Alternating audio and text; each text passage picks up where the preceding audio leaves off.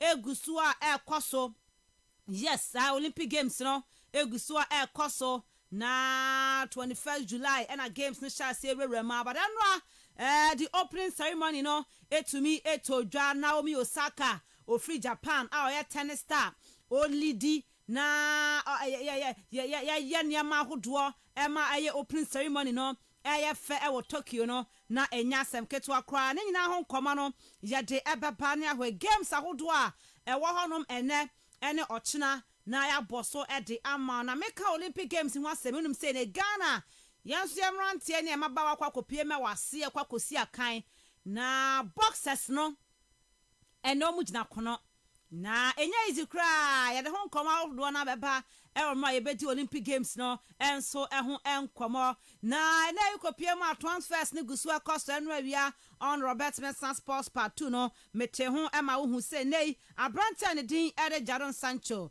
wabepie mu e Manchester United na ya de no wone semtwafo etumi etwetwe enkomo we the first interview with Manchester United ya de ho nkomo no e eba na no ati no Ole Gunnar Solskjaer wa manager de Manchester United so no etumi eden samni bi ede tudwa ne nyina no ya ba betena se ne abo ache ede amawo ewo eye dwumede ne so na ya tumi enso akoye ne mu ye pa medin ede Miss Rubby Adams na se ba fia MTN FA Cup yes games ahodo na ade a eba betodwa na the quarter finals no enya sam ketwa kra dodo na ani abriye pa because we said here FA Cup ne tie na no so no one area we betumi afaso na wo de akwakopie mu wo chese Africa that's the CAF Confederation Cup no today any brano abaye pa chese nya asem ketu akra ye de ho nkomo no nyina no de bakai said the game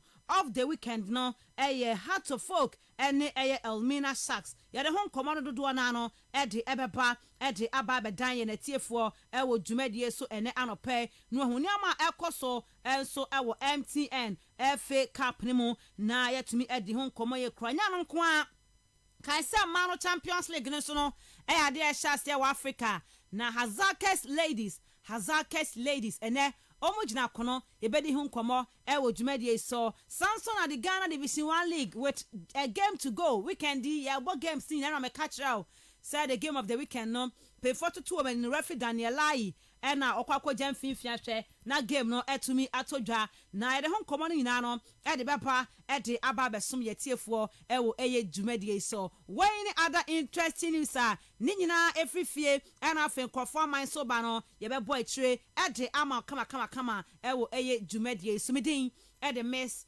Rubby Adams obete bedwafo nyina enka no pay wo dwumadie so na yesin konya ede nkoma hodo na no na yede eba na yede aba bedan and the 24th day of July 2021 is 19 minutes past 6 yabana fe the quote of the day and the famous birthday no yede atoaso ede amount. Good morning yabas is here.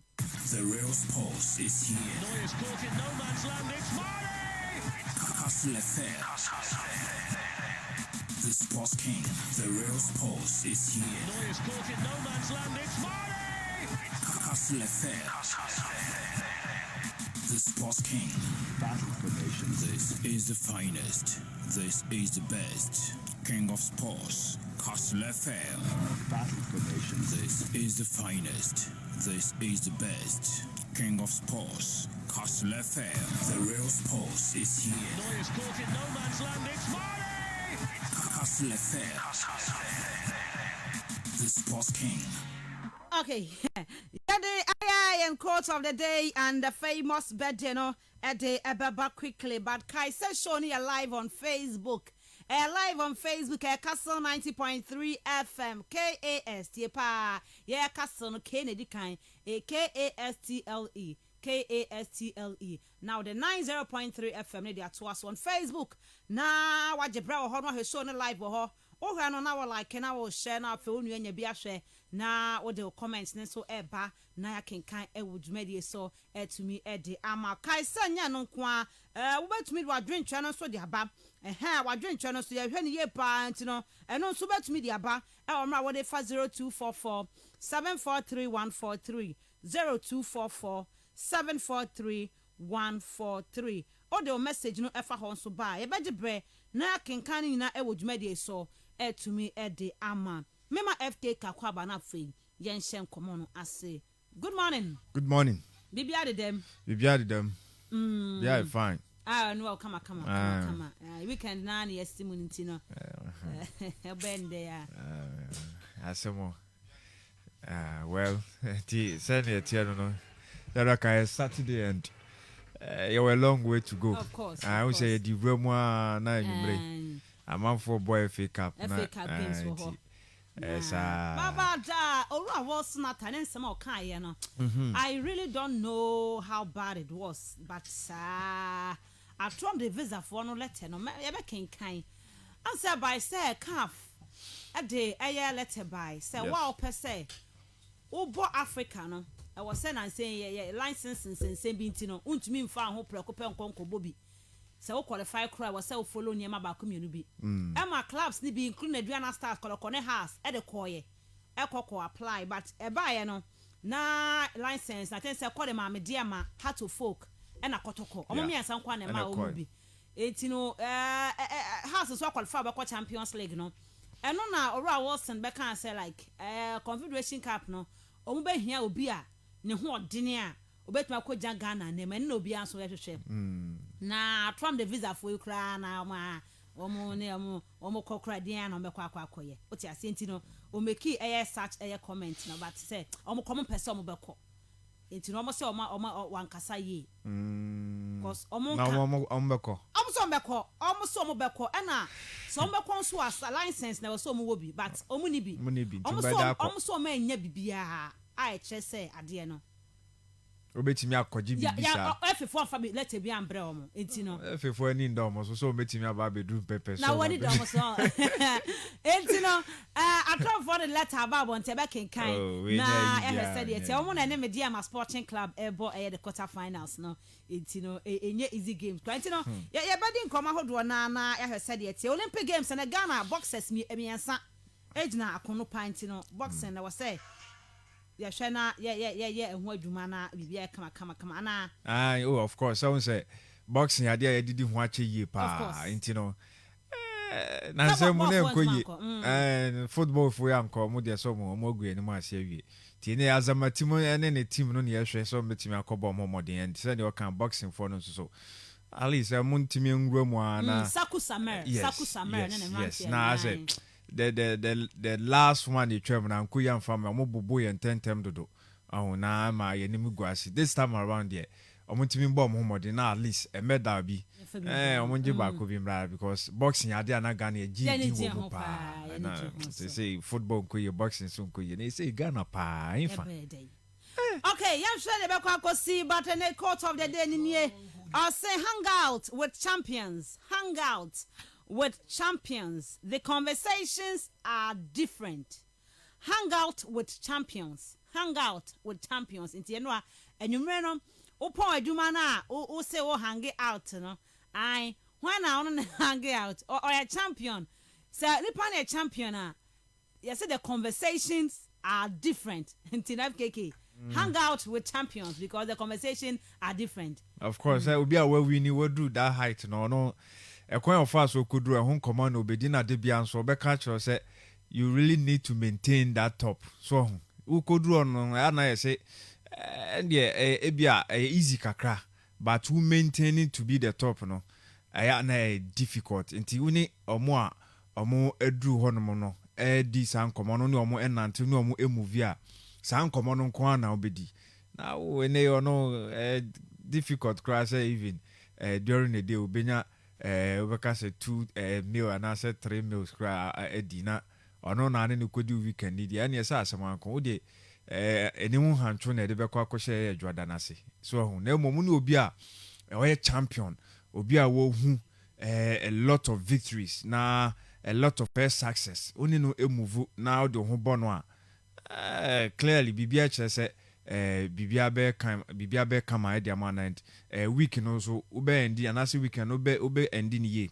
no akwa akohye weekend da wonim no enti very very important keep wo ya na montu ayotui na wa nkasa no emfa ma na wo sa ni omo a emfa na nam de ene na ese asamara nkonti very very important ye hu ni yem ana to get to them nana ade edin but I think say bi mo ho mo ye open ebu ho a wa open so obe kire obe boam they are na higher nso say ye no so sa na yentie futuo no yentie sometimes so say ufamu otufua wa futuo kwan so kakra then no what get you closer to the person but so obi wa untie futuo dia bed say ubeben obi a Rubby why champion and yenam sa kwan no so a obo say odo ho akwa akofam mo obo say na o kyerɛkyerɛw nyoma ba ku bienu bi a oye ya wakokuduro na mudidi sa nkoma no na anya sa dia ukofa benno me koda fo idia obenno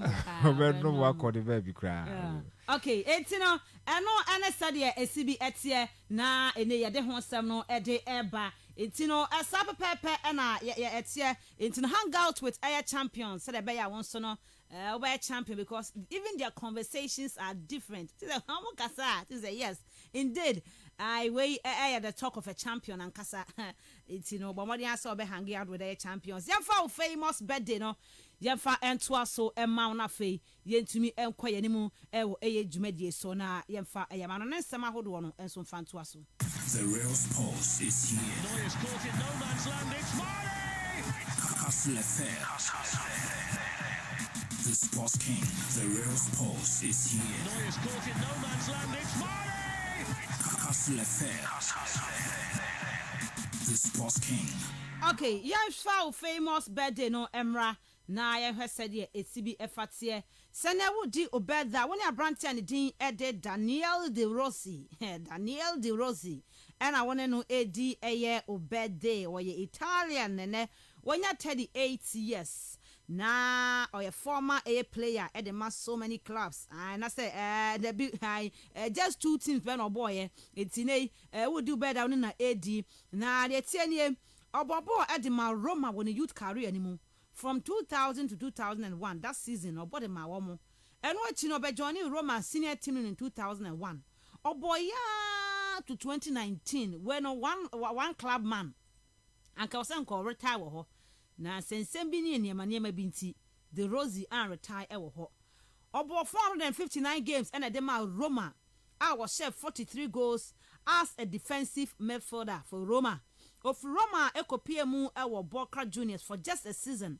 2019-2020 kobo 7 games ema wo mowie no na wode retire enei Daniel De Rossi wodi ne birthday na Italy national team no bought from 2004 to 2017 117 games and boy I was shared 21 goals for the Italian national team na wakasai opiemu ewo Italy Roberto Mancini obepiem wo Irosiase obegie no me pacho Cortisol no amoye adwuma no ade Daniel De Rossi eka ho assistant ewo Italy national team no enti na wo deal better wone Daniel De Rossi na wone no edi obede wone Roma de Coppa Italia mienu Supercoppa Italiana ba ko na emom Serie A de ebo wo mom fie bebrebe aboye firi ho kwa umfiri ho mote osa mo so mu team wasum team na wanye Serie A da Champions League mpo wanye bi Europa League so wanye bi ewo ho na mom no Italy edge the FIFA World Cup in 2006 enti se na wudi ubeda wone Daniel De Rossi edi obede yanto so na yenkopiem enso ewo run team ede Martin Keown ene wono so edi ne birthday na edi oye football pundit na we see akan edema Arsenal yesterday we were talking about this say Ghanaian players no penfon so mo na komu we football na mo linki wo mo to TV stations radio stations na mo so for mo nim de no maboa na tu mo kan ade na nkonkan etine Martin Keown we football pundit wo ye aduma o TV so a obomoden we aduma de ma Arsenal o si akama Arsenal from 1980 to 1984 na the youth career no omo de ne ba senior team in 1984 to 86 about 22 games per na ma omo de ne ko loan to Brighton and Hove Albion omo edne be PM ewo Aston Villa obesi akan ye pa from 1986 to 1989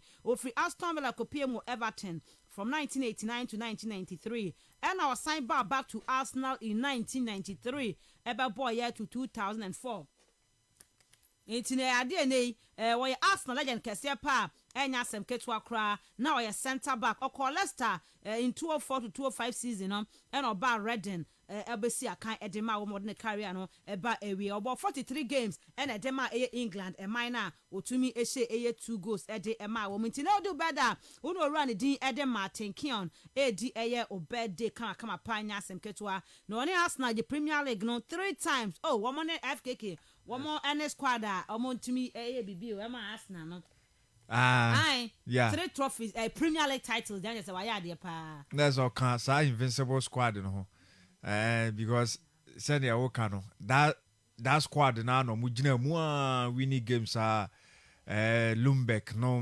Dennis Beckham omo sa squad na enti said na can no say banidi no that time na form kakra because Thierry Henry mo Daniel mo bogo sinema so ono shasia from 1997 that time na say Ofedi out you know 203 204 no more general invincible for now can who be no now hatam na Ofedi dey kan no because of you said the na ofri Arsenal 2004 ntomo jibi anuwie na okọ Leicester enti no sana before on poba jimpo no agi mienu dada enti oje miensa oje FA Cup so 3 FA Community Shield no miensa and a European Air Cup winners waje air back continue se wodi obeda woni mpanyifo na edi obede woni orane din ede Daniel De Rossi edi and afi woni Martin Keown so no edi air obede any of famous bed ne ho sem no any there to eba na face ma hodo aka echenya no ye de ato aso amietiefo The real sports is here. Neuer's caught in no man's land. It's Mane. Hustle affair. The sports king, the real sports is here. Neuer's caught in no man's land. It's Mane. Hustle affair. The sports king. Battle formation. This is the finest. This is the best. King of sports. Hustle affair. Battle formation. This is the finest. This is the best. King of sports. Hustle affair. The real sports is here. Neuer's caught in no man's land. It's Mane. Hustle affair. The sports king. The real sports is here. Neuer's caught in no man's land. It's Mane. Hustle affair. The sports king.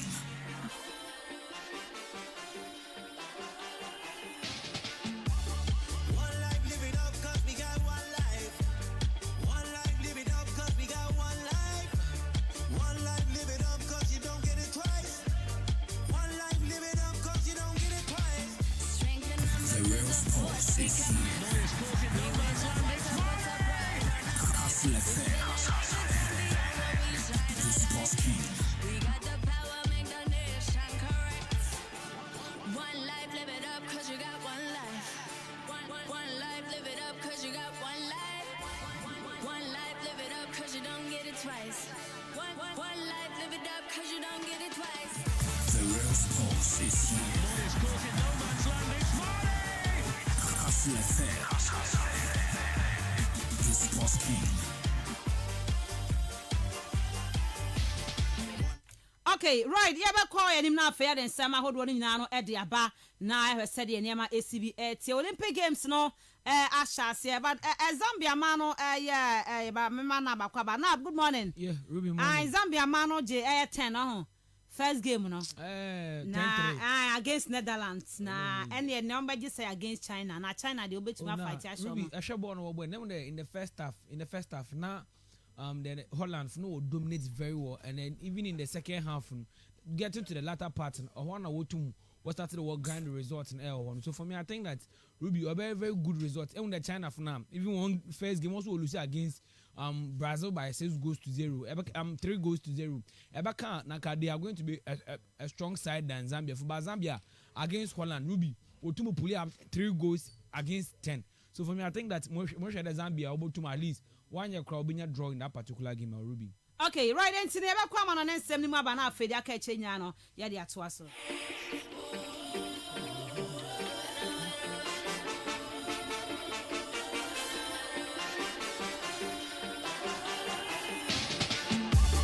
One life, live it up, 'cause we got one life. One life, live it up, 'cause we got one life. One life, live it up, 'cause you don't get it twice.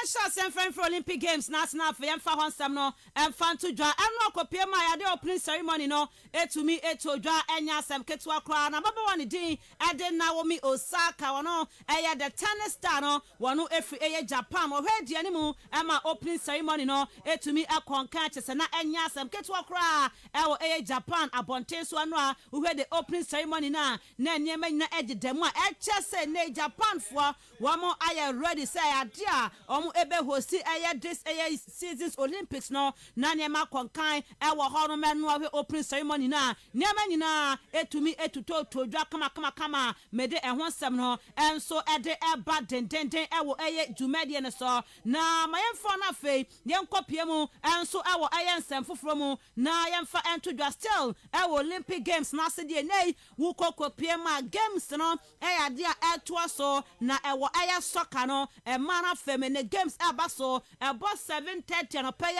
a mepatwo kyeli mabaawa no wɔn ne Canadafoɔ ɛna ɛde bɛbɔ ani ɛbɔ 8 a.m. a ɛyɛ ade a China wɔn ne Zambia ɛbɛbɔ 8:30 Sweden ɛne Australia Sansuana Japan wɔn Great Britain ɛde bɛbɔ ani Netherlands the game of the day no ɛyɛ Netherlands for wɔn kye ɛyɛ Zambia mabaawa no etwa wɔn 10-3 nyakopɔn yɛ adom ɛnɛ wɔn ɛne kyɛsɛ ɛyɛ Brazil man nti ne mata wɔn ɛbɛhyia Netherlands for no ɛnyɛ easy game a ebetumi atodwa ɛnso ɛwɔ Olympic Games na se soccer no ɛna February 11:30 New Zealand mabaawa no wɔn ɛne USA ɛmaa no ɛde bɛbɔ ani nti wei ɛyɛ man games ɛnɛ etodwa ɛwɔ Olympic Games no ase nyakopɔn yɛ adom a ɔkyena mmarima no deɛ no ebetumi ɛnso atoa so wɔn a ɛbɔ anɔpa 7:30 a Egypt wɔn ne Argentina ɛna de bɛbɔ ani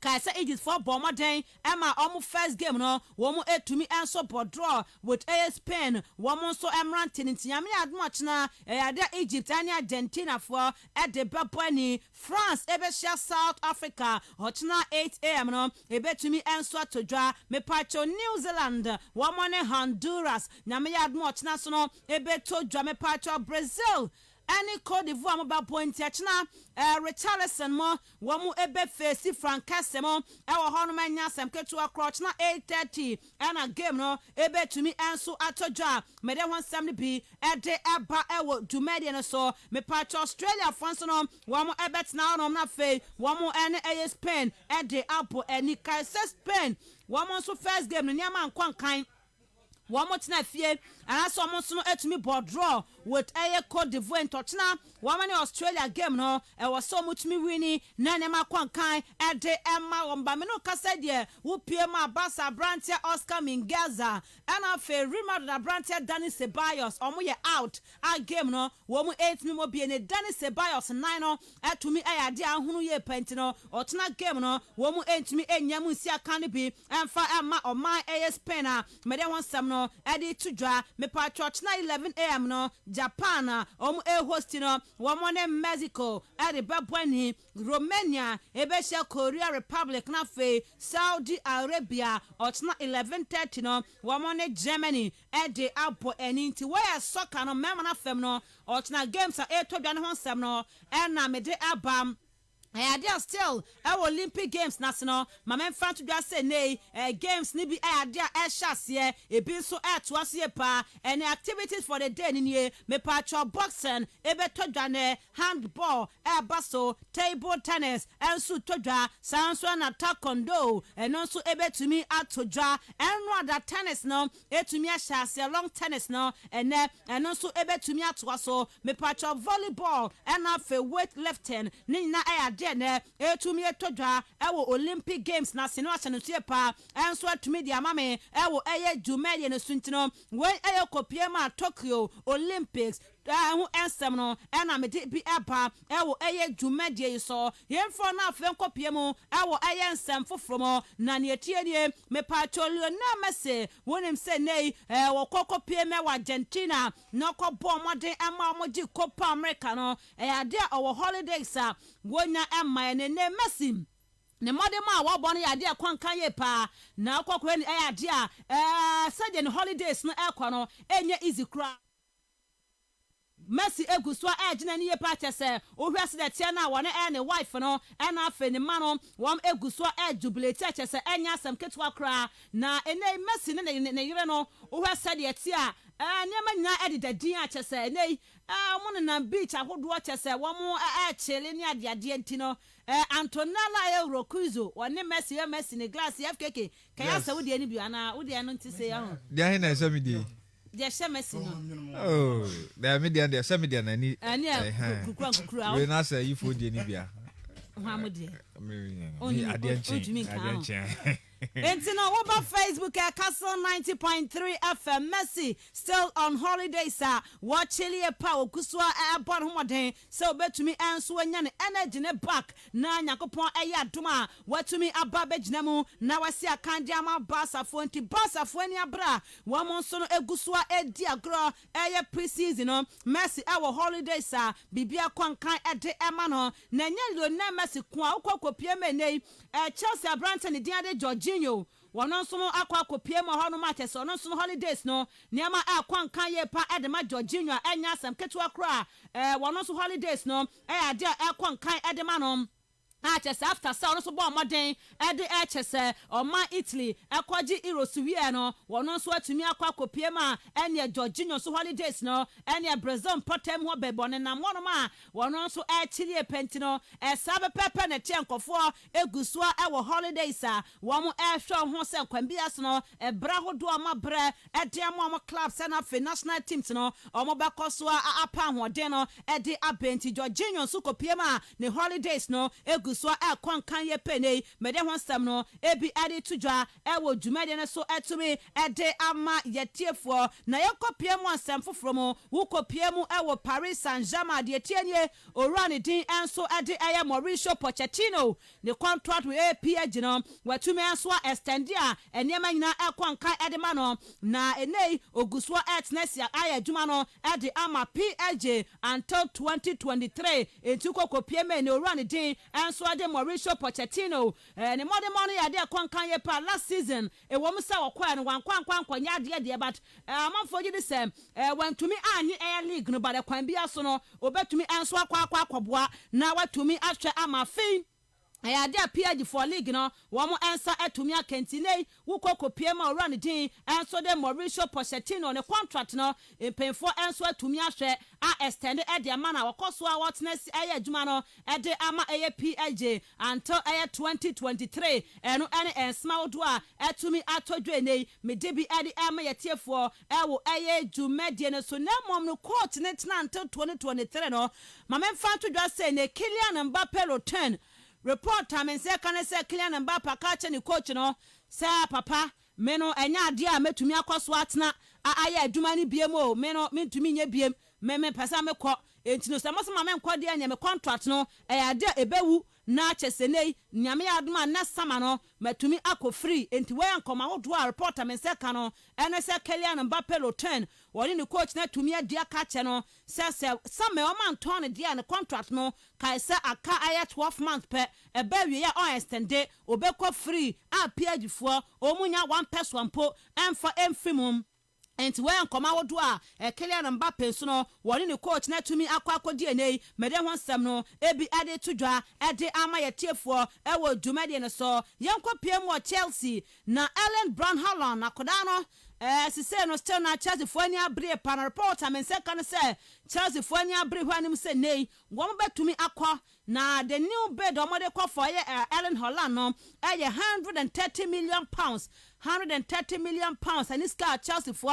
womo ade kwana fe womo akwa Erling Haaland na akoda no waba be James akan ade amatima Chelsea unim say name womo de kan the base ni biakɔ but anya ade a penfo de ma Borussia Dortmund no omu etumi gitumu a ene akora no like say ho betumi achna but Chelsea for say womo mpre ma boy ne ntina omo de ne ba pie ma was Stamford Bridge ntinei womo aye ready 130 million pounds and this guy Chelsea womo ade kɔ normal Erling Haaland na akoda no aba be si akan ade ama Chelsea bobakuo no ma me kɔ pie mo Arsenal na me kɔ Arsenal de tienie tie reporter Mensah kano ene se Arsenal for enya ade a omo enya bid bia for Hector Bellerin omo enya official bid bia international bonten se Hector Bellerin no okọ international Milan ba reporter Mensah kano ene se enya ade Arsenal for omo enya official bid bia every team bi ho so omo epe Hector Bellerin enya reporter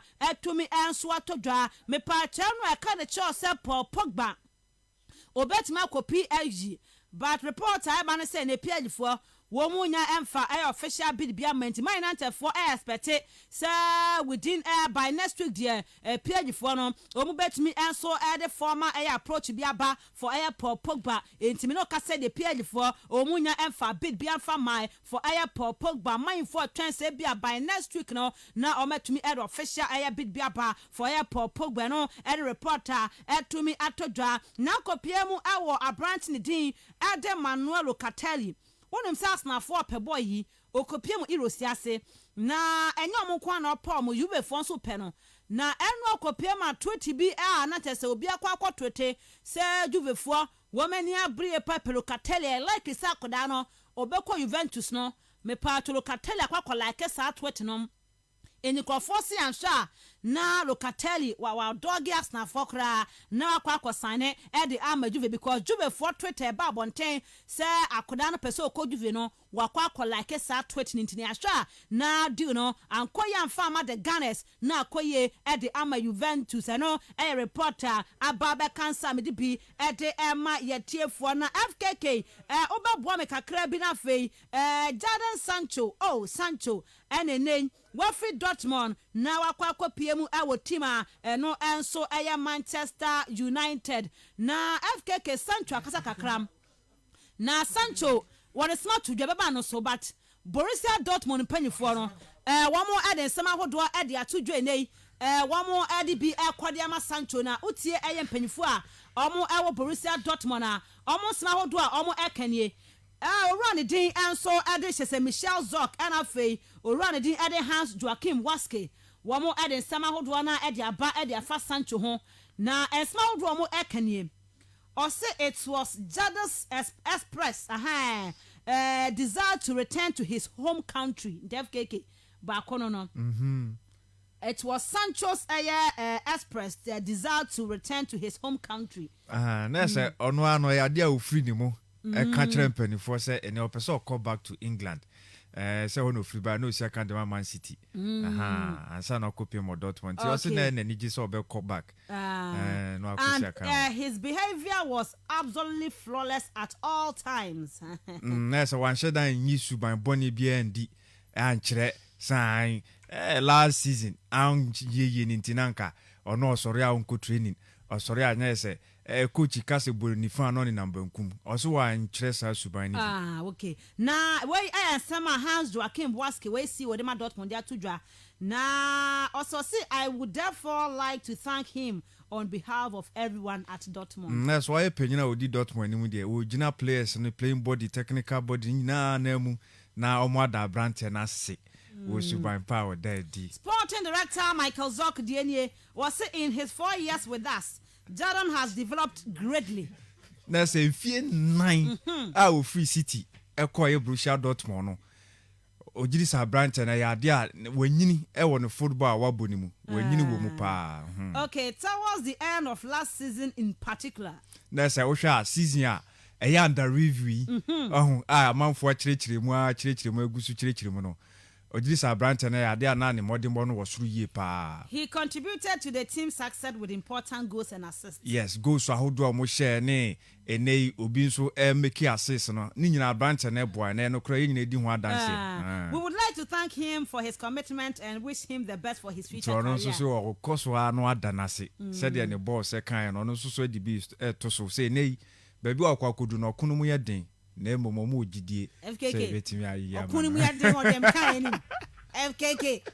Ɔko mu yɛ den wɔ And I don't want to Manchester there. And you know one out there brofo three be sha etino eno ene semene Borussia Dortmund in penny for Michael Zorc and afi Hans Joachim Waske womo ediakọ ediama Jadon Sancho nei wokwa kopie mo Manchester United no akwa si akan ede ama woman number 25 shirt no ene ne Jadon Sancho wokwa kwahye ede ama eye bobokuo no na no na akwa kopie ma Ole Gunnar Solskjaer Oya manager de Manchester United no woden sam kakra e de atudwa e de fa Sancho say Sancho e play bia woni bobo ye panu tana manufo wo matata ne pa matata na che oni bo ne bon qualities no o de baboa Man United team no yenti esma Ole Gunnar Solskjaer de tudwa e de fa Jadon Sancho home. Oh, very much so.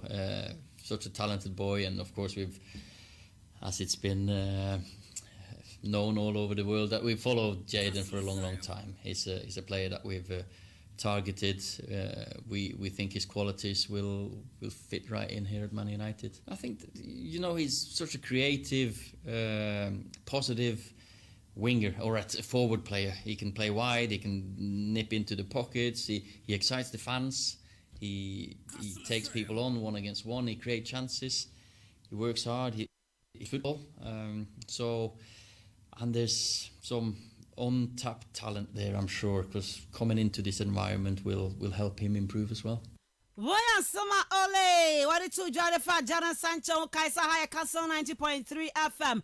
The weekend selection from Mensah Sports and out but my dear Remo Facebook Castle 90.3 FM KASTLE now the 90.3 FM they are so no show no live ever hona all CNA or you say Germany honum na Sancho Copiano abo Sancho ye pa tesanya sem ketu akra because Albertma Casa Dortmund for no or me a team be almost a 10 crown man crown chance into hono coin there abuan ye pa yenti Ole. I think he made a good decision going to the Bundesliga. It was probably the right step for him, right level, right club.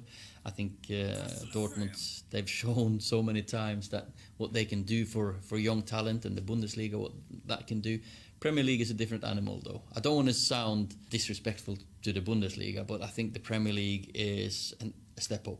I think the way the Premier League has shown the last few years, the teams that have gone to the finals in Europe and winning it, and it's the place to be, and that's where Jadon wanted to be. He's been in England. He's of course at Watford, and he's been over to the other side of the city here as well. So he knows what's expected from him. Voya Sama Ole the two jar edefa Jadon Sancho who name them some no ebi ade eba ewo eye dwumade no so na watumi akwa wanimu na eno achine no say enya ade Man United for baba ma branch ne pressure bia o say bi obo one game penalty amfa na ne be he pressure bi o me be ma no say debi man for no man pressure kro me man time na akra no enso no etumi enso adapt into no man supporters nya munya to boase emfa ema Jadon Sancho. But also he's a winner. He wants to win. He wants to, and that's the next step for us now. We need to take the next step. We want to take the next step, and we feel that he can help us do that. And of course, we're going to give him a chance to develop more and more throughout time. It's not like first game and you have to show everything. We've seen so many times with our players that they just when you play for Man United, gradually with the staff, with the coaching staff, and just with the platform of Old Trafford, that you'll improve as a player. Well, Sama Ole the two jar edefa Jadon Sancho senyadia omo eba be man pressure bia o be man time now boy no to me developing na Jadon Sancho what the two jar say na ade pass nei what ma join Manchester United because a big club we train paying for hold ma be see akan de atwa mu pade a ne nyina ene ene ma ka bo ma etumi eboa no ma ne choose say nei obeba be join Man U na fe Man United plus no wo young gear pan so give say ba no ba ne de a good move at the ma no Jadon Sancho. Yeah, it's a honor, really. Growing up, Manchester was one of the biggest clubs that, that was known for, and obviously all the trophies they've won, and that's the iconic players that come before me. So, yeah, I'm happy to be wearing this jersey now. Yeah, definitely. That's one of reasons why I came to Manchester, because I can see the development that's going on here, and I want to be a part of it, and especially because it's such an iconic club, and you know, to be a part of it is just kind of a dream come true. So yeah, I'm sure my family will be proud of me to making this big step. And the family ever proud of him, so making this big step. Now be joining Manchester United. Jadon Sancho to say baby, you're showing him next season. Ube share more goals. Aja assist and assist no. Ever do some action goals. No, singing now no. Obe kabom. Na the baby piano. Yeah, Eddie Abua Manchester United. Jadon Sancho Eager to win, determined to win trophies, goals and assists. I feel like they're both as important as each other, because if you assist, if you don't assist, where's the assist coming from? So it's like you're kind of scoring the goal when you assist, and you scored the goal off an assist. So it's like both as important as each other. But yeah, definitely. Boyan Sama Branton Dean Ede Jadon Sancho. What day at to Jenny, Yede Hon Sam Edia Power Quaco Piemu, our Manchester United, and number 25 Setino, and our Quaco Edia Momene, what they want some no, Eddie Air to Justin and Yadia Passene, Wababe Piemu, Ebesia Kind, Eddie Ama United, Yantuaso, Nianco Piemu, and so our Aya and Sample Fromo, Nian Fabi and Fantuaso, and my Yatia for the nay, reporter Mensah can say, Tommy Abrahama, will see a kind of Chelsea no, wouldn't say the Kaka Wasam, say Arsenal. For any age didn't come out, name mom Tammy Abraham, I can't chance now for say, ni £80,000 a week now, what Jenny DM. Or Basnala, a woman paid them £125,000 a week. Ain't no another reporter, and second say Arsenal 4 year jatum, sir, on bet to me, I had fe, Tommy Abraham, the Sicano, or my pedam diamano, no about Johnny A team, no, and a reporter, Mensah to me, I come to be at the yet here for I will show you so now copiemu, I will everton, dear Tierra Sene, so now no many a break, sir, a branch Joaquim Korea. Upon the board, the man loves you know, or make quack of ba, na boy no, a babesia can't add their mama 35 million euros, and it's got Lazio for a pair for a Joaquim Korea, may it be Eddie Etuja, Eddie Amaya Tier for na Eduardo Camavinga. A crown upon the board must start the Rene. None of them Manchester United for Omo Enya boy no penny a paraport. I mean, second say, boy no or be prefers to Spain rather than England. In Tiana, my United do no, and to me and Swan Banner Fabrantiano, and Bama joining Manchester United and no, and Snam in second, Eddie Free Eduardo Camavinga when they made one some no, Ebi Eddie Etuja, was shown so to me at the Amaya Tier for now still Manchester United. No, a reporter Mensah can say nay. I dear Manchester United for your margin say one more dear £40 million so mo betua e de ama Madrid for Varane and one mo betua omuntum. In say Madrid for Muslim pede and be ade pa sir Abrante Varane or beba be PM and so hono muntinei wo kokko PM reporter Mensah can say o run the different no price I na adwen so no de waka so be £50 million no and one and all the ba man force your madwen say o mo be call about £40 million o mo e de ekọ akọfa Varane nei ama eye deal no akwa bibia ho no ma be de ho nsem no ebi e de eba e wo eye dwumadie ne so na ma me fa Piemo and so our iron sam fufromo na ene friendly matches ahodo na guso akoso enu Liverpool for FK enu ado mo sheyo enu Liverpool for sheye mahajajen club za na club pay da bena ubesh mu be wini wona nkran yi bobo anso ma muntumi she enti enu akopie ma Liverpool say one but one impo no FKK na a own goal but own goals e kan eye yihunti no obefa sa enti no eno said yet nei eno aniama konkan ye pa dem a 1-0 against Mines 05 ena etumi APM nei me dem wasam no e de to Jasasna kopiema Atletico Madrid ene no Mensah koboye na game no akwakoye 1-1 na penalties no Atiko SF5 ema no Mensah SF4 tournament a wom ebo e wo pre-season we nei me dem wasam no e de to Lazio SF5 I want to team Ketua be at Restina, 8-5-0, Honorman Yasem Ketua Kra, and a games at Basel Dortmund, woman at Bilbao at 2 p.m. and a sa game 8 to Manchester United, and a more friendly game, but 2 p.m. ya, Money kill PR and a airball.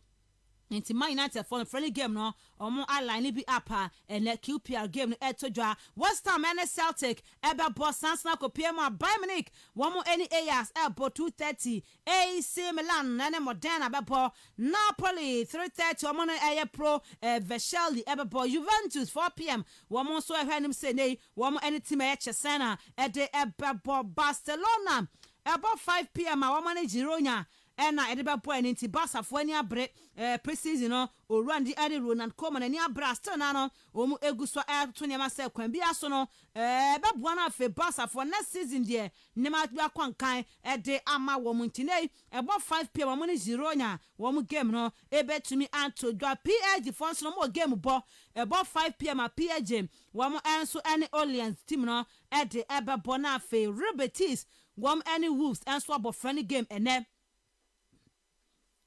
now ko PM out na 4 p.m. no Roma Marino FKK was a game biem or share 10 no ogusua sheko na ene Roma for enu amede omu jesi be 2 dwan new jesi no e be ye de panti no nyame adoma ochina 4 p.m. no Roma for enso ebetumi abo eye ayonkofa akansia no ene se de honsem no ACB afati ene medibi ede eba ne ko PM no anu e be ka ne cho se Benzema wonya COVID-19 bi batene wose ne ho ya ne sa entino obia emamodea na enya to boase enti baba back na fe wono Benzema no wa baba begem because COVID-19 no enkoye eguso ho enti enra ye be kan se ebia chenenei ne nya ho stem no ye de etudwa de ama ye tiefo enti no on that note de sane besi na fa bedafo atena se na ye di nkoma hodo na transfers ni me say de Sancho Manchester United Sancho ena origin din bebia na obia eboni din say next season the Man United for emu ebeye dey because Sancho nie Rashford nie Bruno nie na yes Man United all the way itino yare hon sam nyina no ya de eba na fe ya to aso ewo dwumade so The real sports is here. Neuer's caught in no man's land. It's Mane! Castle FM. The Sports King, the real sports is here. Neuer's caught in no man's land. It's Mane! Castle FM. The Sports King. Battle formation. This is the finest. This is the best. King of sports. Castle FM. Battle formation. This is the finest. This is the best. King of sports. Castle FM. The real sports is here. Neuer's caught in no man's land. It's Mane! Castle FM. The Sports King. Okay, mama abajafo akwa ba na afei yento aso na yentumi enko yanimu na yenhwe sede eniama ACB efa etie but then okay mama abajafo akwa ba fast because ene efisem no ye be di hu komodo na e wo so yisu ntino ye be bon papa wa manana na afia ba fie na ya ba be hwe efisem ahodo a eno so no atumi abekansa kai say show no live on Facebook show no live on Facebook Castle 90.3 FM Castle 90.3 FM on Facebook na what to me after na fe ohwe no na like na wo share na wo comments na so ba na making kan ede amount shake good morning. Yeah, good morning, Miss Rubby. Bibia de dem. Yeah, me ado Miss Rubby. Wonderful. Olympic Games no ashase. Na our favorite game na soccer na ho. Soccer na. Sa. But say Ghana for. Ghana for man ko binti we no. What's say? Ba ka yesa me nya Ghana ni nti. Ampa. Me nya Ghana ni. Ampa. Na also we dey in Brazil. Yeah, half Brazilian, half Liberian. Oh, okay. Hey, Liberia pa. Hey, enye easy kwentino. China Brazil ni Cote d'Ivoire na bebo e wo soccer ni. Yeah, e be kom di simple. Francasemo e be wo ho ni ade. E be kom di. Okay. Right, mama Dan, good morning. Morning, Rubby. Bibia wa kodie. The Gunners. Yes. Mahwe matade. Abra you know they be atam me share keke. Rubby, your friend na shake so on figure na dey ma. I'm so me figure na. Now so free here. O if you say me English. Oh, okay. O say English pa anyo. Okay. Me say me so sa me kakra. I say English no che. Kakra me free Ghana but me free also kakra. I want info na efi. Oh, London na me free. London himfa. Oh, send you not landing one. North Franchise can show him for the Me baby, I'm a any address him. Me address cry. It's I would do Stanford Bridge in Chalma. If you see the channel, I'm saying it is Abba Pepe. We Stanford Bridge pitching. I was say, Message you know if you're playing Stanford Bridge pitching. I'm saying yes, I right, Mama Nab, good morning. I Medica Chabia at them. You're Mina for now. You know the message was Float now. Them supporters in and be said, oh, hen and one was about to win. That is out there. They be our supporters as you can. No more Dawson. Brutal. I'm on count yet. I'm watching. Okay, Chukumu, Kofu brain, and a man of monitor on Parliament on 19 in the Mahobia Parker or there. Our mission will mean a banana marsh, which he says. I want my park in the Michels almost switchy. Okay, supporters in the doors. Right, Sonia live on Facebook at Castle 90.3 FM on Facebook. But what I remo hana fe where live or off channel like now share na fe. Only when you be here now the comments so the aba near can ever show so ede ama. It's 6 minutes past 7. Na ye didn't come out ewa man on it. Kai say message then so no. Go bet me that 50244 743143 0244 743143. But quick question to Munina.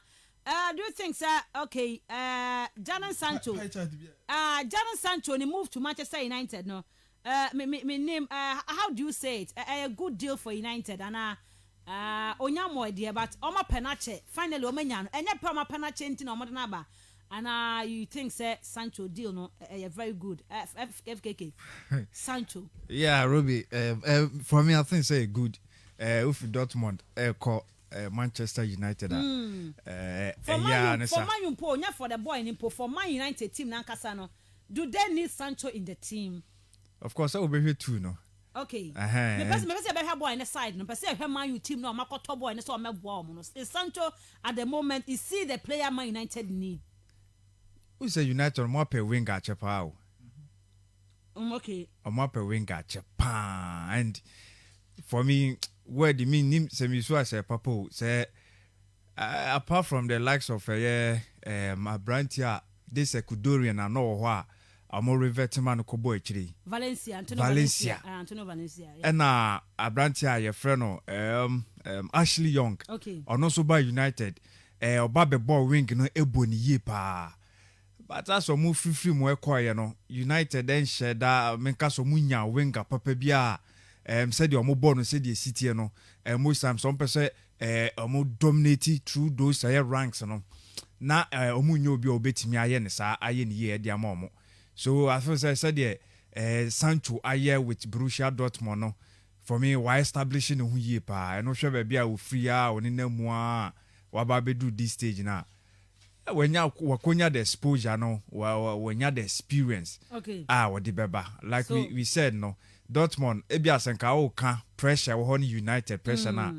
different but okay. I didn't say when you were do that stage now probably with said the way creativity na woni more that quality now betim the abebo Manchester United okay right Man United here Wenger see I can say Wenger no be here Wenger Dan Rubby Osman the Wenger yeah Rubby Omato Wenger and Man U here Wenger now we were here pa because at a point in time, say United team now, do able to argue there are other options and go to now. Why in terms of the defensive aspect on your midfield, no. Okay. But say if you're wingers now, ever since Ronaldo no, I think now you to be boy crack. But from the others, I want to more sign with you now. From the likes of the Baby no Nazar, now you to me now.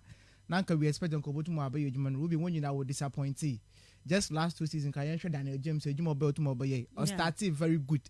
But along the line, we'll be way too much deep in for momentum na onkoye. Okay. Based my friend, can say Jadon Sancho, Borussia Dortmund, very consistent for the past 4 seasons. Okay. And he's one player every season, more double figures, assist and then goals. And last season, Cramp, or more almost about getting to 17 assists and then goals.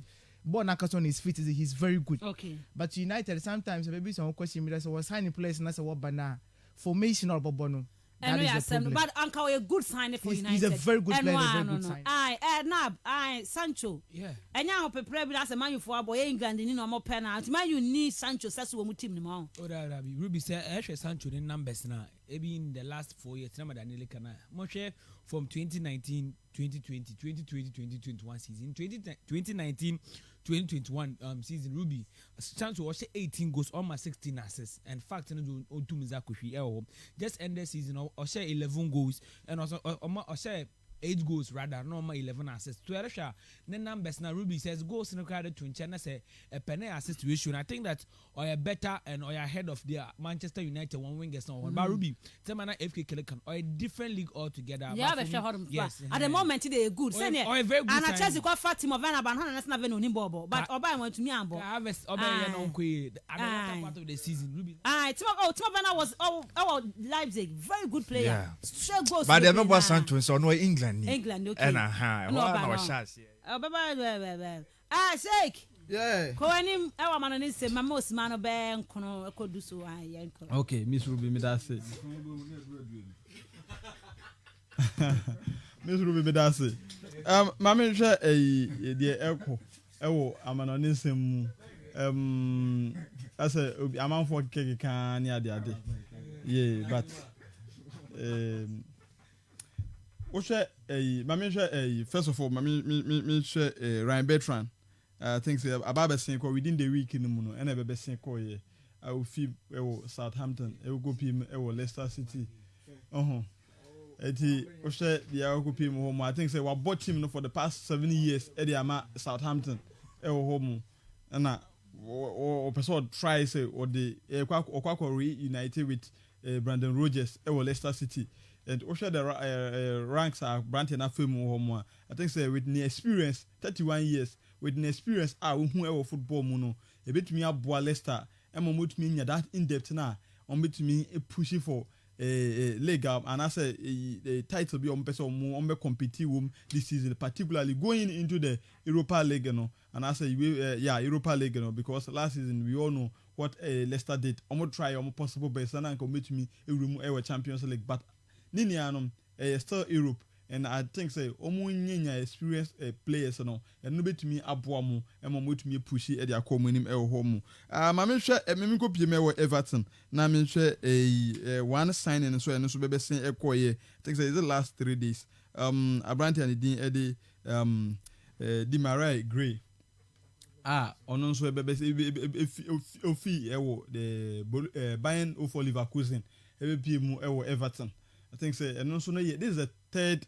signing Everton etimi aye Rafa Benitez ebebe me home no omo try omo possible Everton try omo possible best say at least omo me at tighten omo midfield and so me add some amount of depth to be add a team no home because osha after Carlo Ancelotti ebebe fa team na all kono some of the players are being linked Bibrina ye link omo to other teams enti omo mpese omo be no one bia by the start of the season na ebia ye call enim no going forward no na efei na ebia players ni bi ba be free team ni mu so I think that me from my side me so they want to tighten their seat belt omo person and almost prepare themselves for the battle ahead. Instead, Kobana said if those players will leave, fine, then they can leave. They have a perfect replacement. A bit to me, homo. So, to me, and living so, then they will have a lot of squad in depth. I know so maybe to be pushy that agenda now. Everton, say, pushy this season because last season, how I know Everton, perform. Send you see a started ye, homo, do baby no. Beginning, you started season no. Now, perform very, very well. It didn't a lot of us believe say be Everton a bit me a title contenders going into the apex of the league, but somewhere along the line, a brand inconsistent results near the a poor team nimu at ma to me near that progress na amount for be na area no intino ama to me and do that person because they do be the players and I say who said no. I said they failed the team as a whole because Ocean baby expectations are man for nyaye the cover for history be near the idea about saying the last time I'm to me a leg the last time baby you are not team be done those kind of things. Ye permutation no a push the choir enim to such an extent that now who say baby are not at least it was a very good road for them. But somewhere along the line and you might a basa. And this time round, to me those players, I think that Townsend, ABPM home with Gray, ABPM home. If you look at how Messi aligning up, and I think that 4-2-3-1 formation would do. And now the guy being a midfielder, let me concentrate on the midfield strategy now. On between abo home. I think so between Gray no between Hamish Rodriguez, Townsend ebe home. Na oma for me that trio. Now Ubabon FIFA na the Oma Maka no mukoi. Dukure Mone Alan no me for some me information based on the players that have come. Yeah. The players that at his disposal. Me did say we more moko from abagidi they will be on the bench. They will not be in the bench. This guy, this great guy, he was instrumental during Leicester. Leicester omoje and Ojeboa sani Everton for nankse nim no. Sani omusi euro. What you say? Omusi ebo sem ni ade man no. I don't. Me personally, I don't think say ombed man abetnet na bench. Dominic Calvert-Lewin, well, James Rodriguez, Alan. He's in. Rodriguez, yeah, okay, my body didn't. Okay. Yeah, what's it? Rodriguez, yeah, okay, my body didn't. What did I say? Possible how they could line up around the this great guy now, Mekano. Okay. And being an English player, when you say Edu baby, Ayana. English Premier League almost pay one of their own. I know. Yeah, and they like to play them particularly so you good I'm giving room me based on the how they could line up around these players and I'm sure what I say. I'm not sticking say changing China. That is what will go on. Because maybe I said there will be backups to the almost starting now. They will not start. Yeah, but okay. you let's try to you're moving forward. And if you look at Osha players now, Omugu home now, with this guy, the pace and in the control, Ojeboa border that Nanwa, how is he control ball? Like sometimes you are even tempted to say, yeah, with me the to be a Ricardo Kaka. Those times na ball Ojeboa border than Nanwa, how we see a no Ojeboa na FKK. And I think say a very good thing. I bet me Abua Everton. If Samoma Hamish Rodriguez that free playmaking role no, Emma also a ball home. These are the guys that will meet me Abuano, and he has a lot of torment for other defense, and so okay. Home or the share defense and so they suffer a lot. And you know, I think say Everton they are doing everything possible. Okay. Say this season, number to me a challenge it, number to me I compete very well in the Premier League and every AEB. It looks as if it's still a dream, but I think, sir. Sometimes I'm many players be movie. 100,000 or what Crystal Palace. You are the campaign, even though I say when you be free bench. One national number 10. Oh, Beverton, where how much Rodriguez for her? Yeah. Richarlison, the answer even some back for. How much Rodriguez will be a very injury prone player. You're going to be a backup to James Rodriguez, and I just have a pepper. Obe banana wa ba position no adia fa. Simple. Right. Because I make a so okay. Yes, Everton. I'm back for. Okay. Now I'm a 2 pivot, 2 Alan, Eddie Dukure, a German. Yeah. Now we had 3 behind Ebia. Dominic Calvert-Lewin. Yes. You will choose James behind Calvert-Lewin. Yeah. More about Richarlison. Yeah. Even sometimes I quite gets in a crampo cry. Almost to me, use no. Even Gomez and so on. So who pray who sell quite vatin? How quite they vatin? So you believe that they can start by that? That my mother said, well, Leicester, on Mama Leicester City. I want Leicester City. Miss. Go in. Yeah, Miss Rubby. When I said, now, Brown. No, Miss Rubby. No, hey. Okay, sit there the bubble. Ah, come say there you yesterday near the bubble. Sit there the bubble. Ko ani ma o kwacha bench na de ko. Oh, the obenye biabo. Okay. Oh, kwa kwenye biabo command competition. Ajipu establishing ne ho e ho mo. What you say? Till the end na ho yen kopie me wo Manchester United. Na yen hwe Jordan Sancho ni move our be say we go pia. I think say minu anam na kan o ma kan bebre e ho. Nti ma me so me nka kakra. Fa ho ani ade. Man U to say na FKK Ekano. He hit the nail right on its head. Man U up winger check for very very long time because ever since Ronaldo feel home no. Hu ni say Ronaldo feel home no. Share that replacement na epe no ewo that ringo because Man U o share history kakra pe de yen bebe hu ye ya at least. Fiti time David Beckham no ewo homo ede ba no Man U has always been gelling very well. Wings. Omo operate bigger weapon at Tambiano. Omo yusu game mu.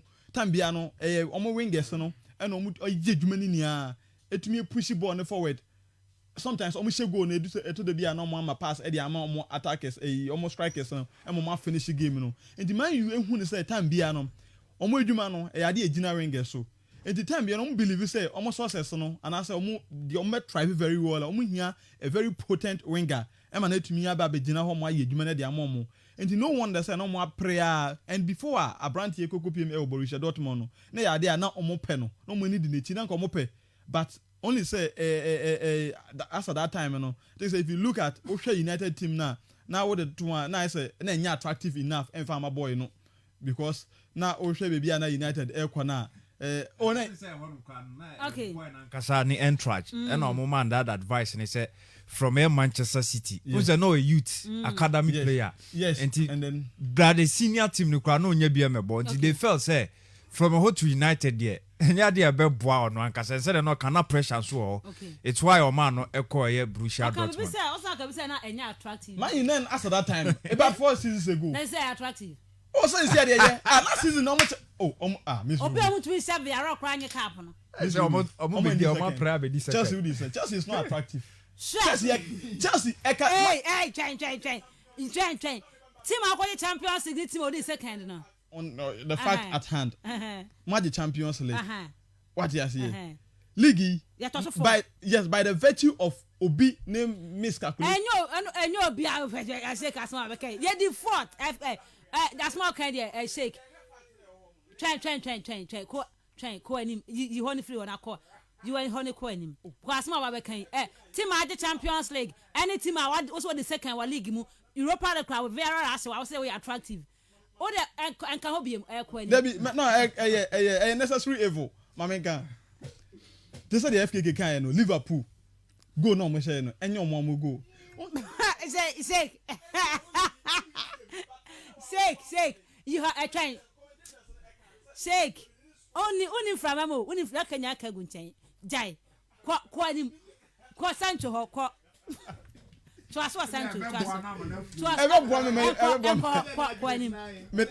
Mami fan better me case. Miss Rubby, a team with this second, our league him. Kotoko with this second, our league him. And over the catch me say, a team, be at say, the United team. Karela.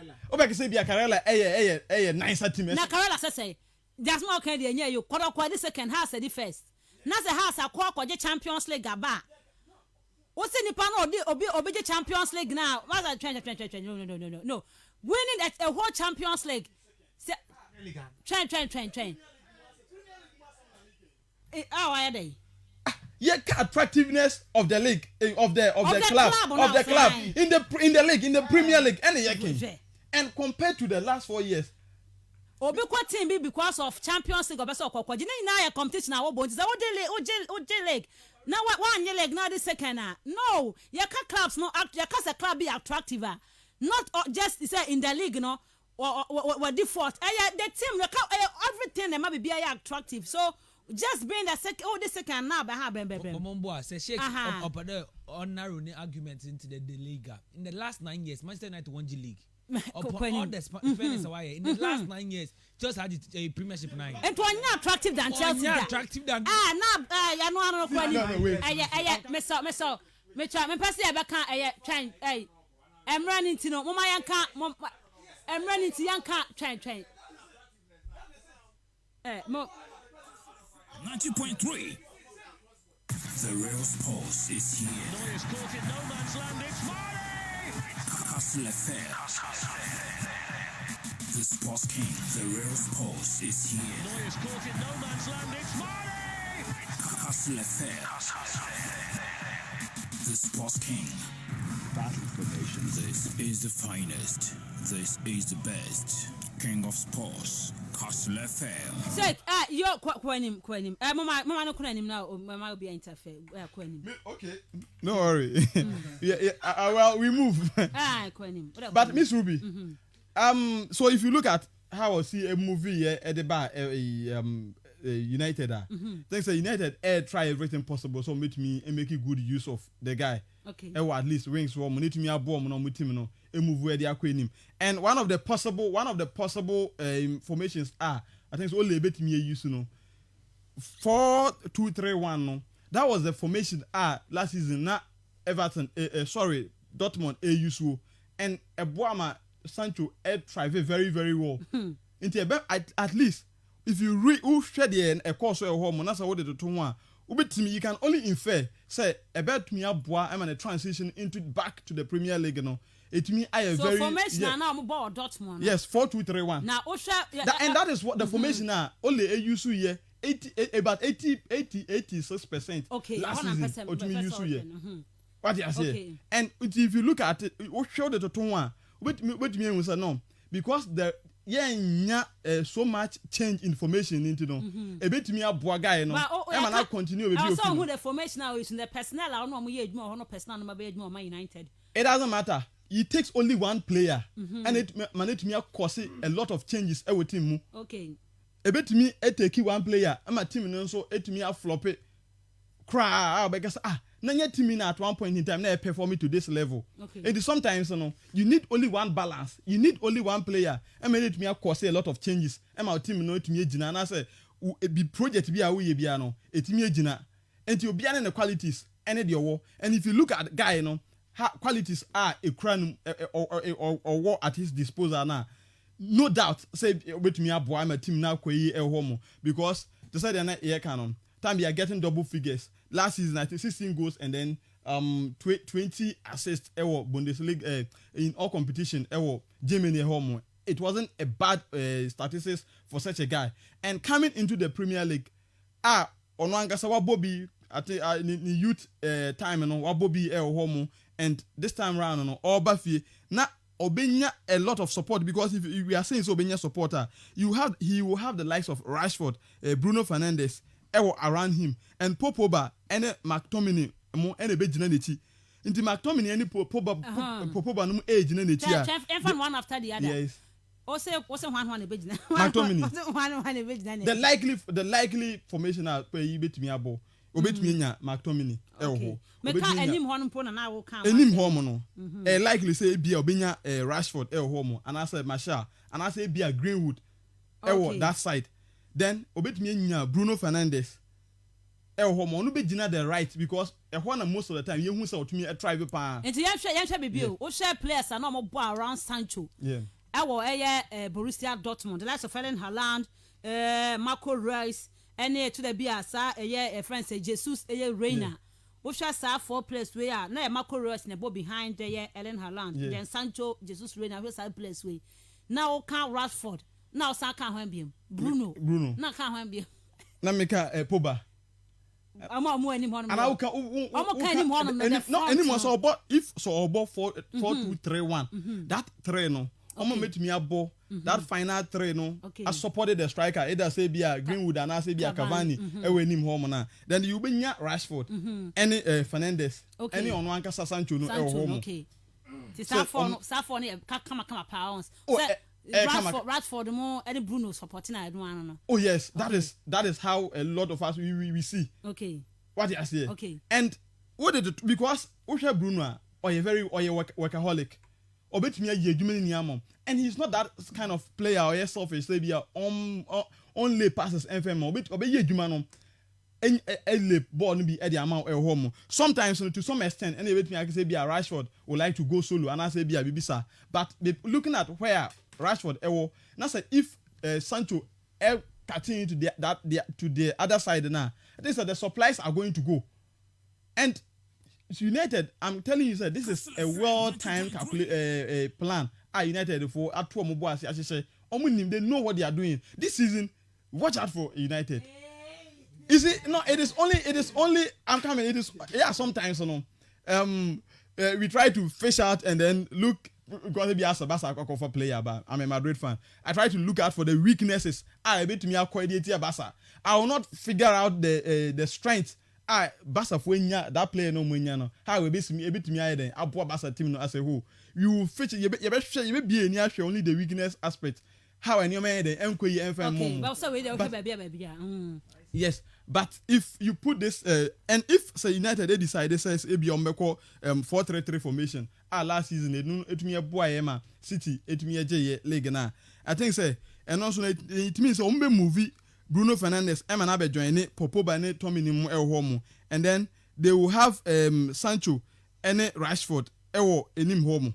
Okay. What you say and then ebia Poba ebe ko join it that three no normal to me I hear that for me and another that three a solid Milford home. Then so me push here the ama either Cavani and I say be a Greenwood. So on the other hand, no, they can also decide say be on me 4-1-4-1 formation home. And also another formation na yeshe was say be a United debate to me abo. And also you can have Rashford, you can have Bruno Fernandes, Popoba, and then Ebia on one kasa Sancho home. Na omo a support Cavani and as a Greenwood home. If you have this in any formation be United ever try some body season no. I think so with the guy inside the over fitting in perfectly. That's how you see it. Oh, that is how we see I see it because we shared last season how we see of course Dortmund no. I think the first season or say the second season. Na edu baby no na I say on shada and shine papa. And some people started raising eyebrows na Sancho no cramp no coin no. Yes. But we also as the time progresses okay. And me ole and I will not move move it too much away from that formation now no last season no. Try and play him around a similar formation and see what the guy will do. Let him adjust to the league and I said to your tactics, to the team no the philosophy and so maybe our try say be a shift it to another formation. Okay, right. That's the Jadon Sancho and Ane Yadne ho enkomo no. Man United new signing. Oma penache ye pa. Finally he is here and to help the team next season. And Yebusa Sancho at the moment Man United here Wenger and the Nema Ben or the back team ne ho. You say bet my boy United. I'm next season league no. One etumi aje. Yagusu na fe yakọ so amana ne nsem na yedi enkomo. Kai say show near live on Facebook. Castle 90.3 FM. KASTLE. Na what the 90.3 FM na twas now so live ho. Yeke na fe atwa so e won komo no. The real sports is here. Neuer's caught in no man's land. It's Mane! Castle FM. The Sports King. Okay, it's 32 minutes past 7. Done. Grandma ina share amana ne sanu kakra. Mate, yenche listeners nyina na yomona akaba from Castle 90.3. Once I put watching Facebook no botum na we room of Facebook na won call one search engine no. Castle no start with K one tum na one like na one share na covers one tum na one one share. Rubby, I think my start my stories no. My one story but I start if the camp of Arsenal. And I the post mortem and you good at the tum na yeah.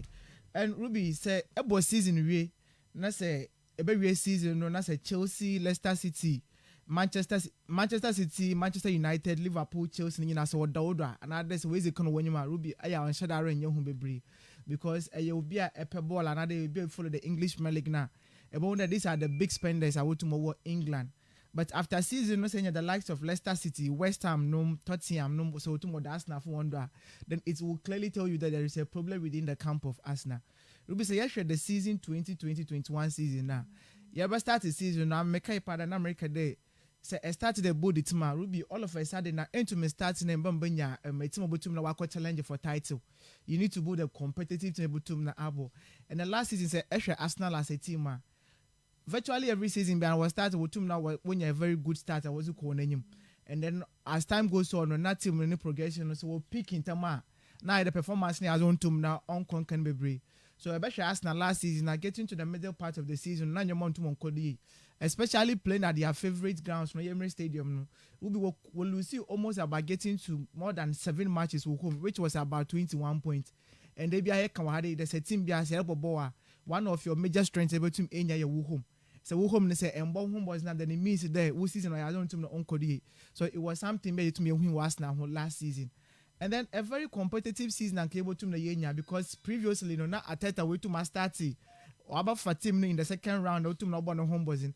and then na nyina ye fo then ka ye be start a proper season full season we to market we to any players we to open no Ruby nko botum na wa ye dwuma because I share the inclusion so to mo be cut me ho na no ya so to mo conquer because we to mark the likes of the Gabriel Magelis no able to mark Thomas Day Partey no we to the notable additions we to mo be cut me from the start of the season in the middle part no simple a lot we to mo be come Matt Ryan no nyina we to mo be come and then I share them Madrid star to moko find the bed on to the Norwegian international don Boboa. These are players when you know to mobile Arsenal team no. But we say last season Arsenal team as a whole there was one major problem at this season so clearly it is still looming over to now what cause the team no that is the goalkeeping department. Ruby say Arsenal goalkeeping department now. It since time immemorial Arsenal ya one team be a goalkeepers now ya one shada wonya problems be because the formation as Wenger not autumn obono most occasions not more protecting goalkeepers because Arsenal or your one team they would always try to keep the ball on their feet and that is the identity to many Arsenal.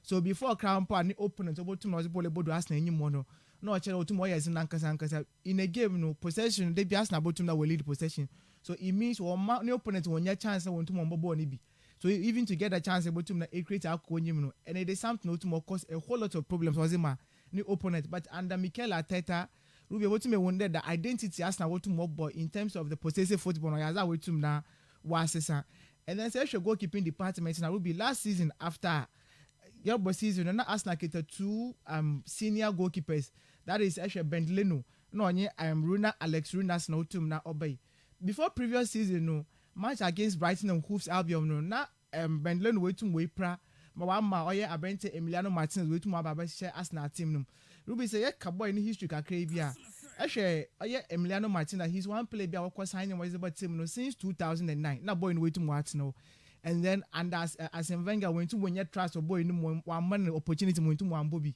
ehwe oye Unite Emery Castle to more by the same thing happened with one man chance one Bobby at that and to one man a chance on the camp it wasn't because he wanted to test the player it was because then the first team goalkeeper wait to we and not more in Belgium. And Ruby said, if you look at the boy from the second half of the season, or year 2019-2020 season now, virtually I'm not more properly Arsenal to the FA Cup, I want to know, and it wasn't Bonnie Azana, it was Okonkane, so it wasn't about boy, no to more boy. Interestingly, after the season, no, Melon Otum not regaining a fitness, no. I tell to my boy in assurance there. The game is going to be another goalkeeping department or a competition between them. Or more chance that clearly he's going to be his number one choice. Okay. That is Ben Leno. So boy no so actually abilities so to know the goal now. Ruby, I na you know to we move on. So Aston Villa to more by. And I want to share about you would look at them decision in two perspectives from the sporting wise and then the financial terms Ruby to some extent sporting wise I think Arsenal they got it wrongly because for me now as any team be an about boa a goalkeeper or you know opposite my defenders of ball camper they will feel very comfortable.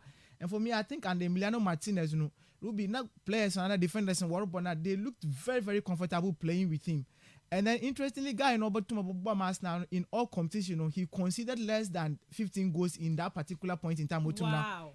Arsenal. So you would want to ask yourself the reason why I thought about Makade if playing a Podok Obertum with Jan Marco.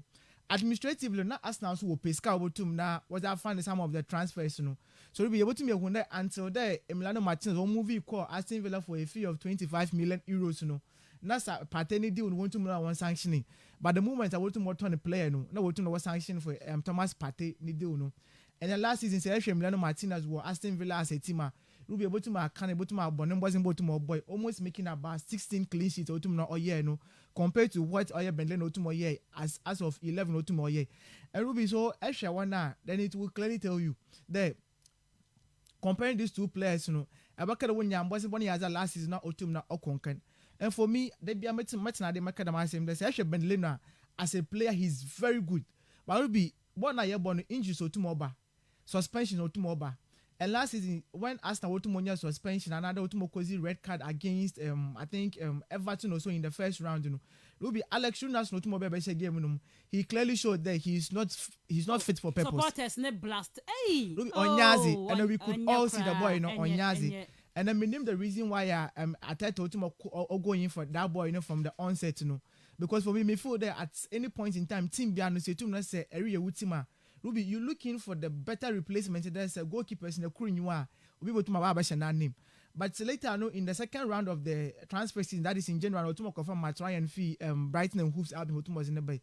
Also by Yanezika crab, but at the end of the season, Ruby waiting to wako. Ruby at this point in time, no say Eshe Asna, Team Numa, goalkeepers are available, no Ben Lenu, Runasin so available, and then Okonko, and then one player often Calhoun. And all these players, Ruby says you compare, oh yeah, Lenoir, Ruby.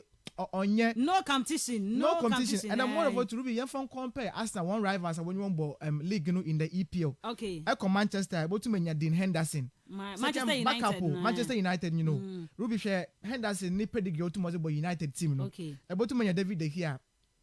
Outstanding. About to mention your friend and team Tom Heaton and also Baltimore and then Lee Grant. Okay. I could Chelsea. About to mention Mendy being the first team goalkeeper. About to mention Kepa backup. About to menya really Caballero and super still now than what Chelsea build. Okay. I come Manchester City. I will be able to menya Ederson and then Zach Steffen. Yeah. Steffen last season one share one mobile bro, but I should boy any glimpses. I'm not when you COVID-19 on the bed them against Chelsea. Yes. But you be a boy now gradually at some point about to me when the boy he can be one of the best goalkeepers able to menya around.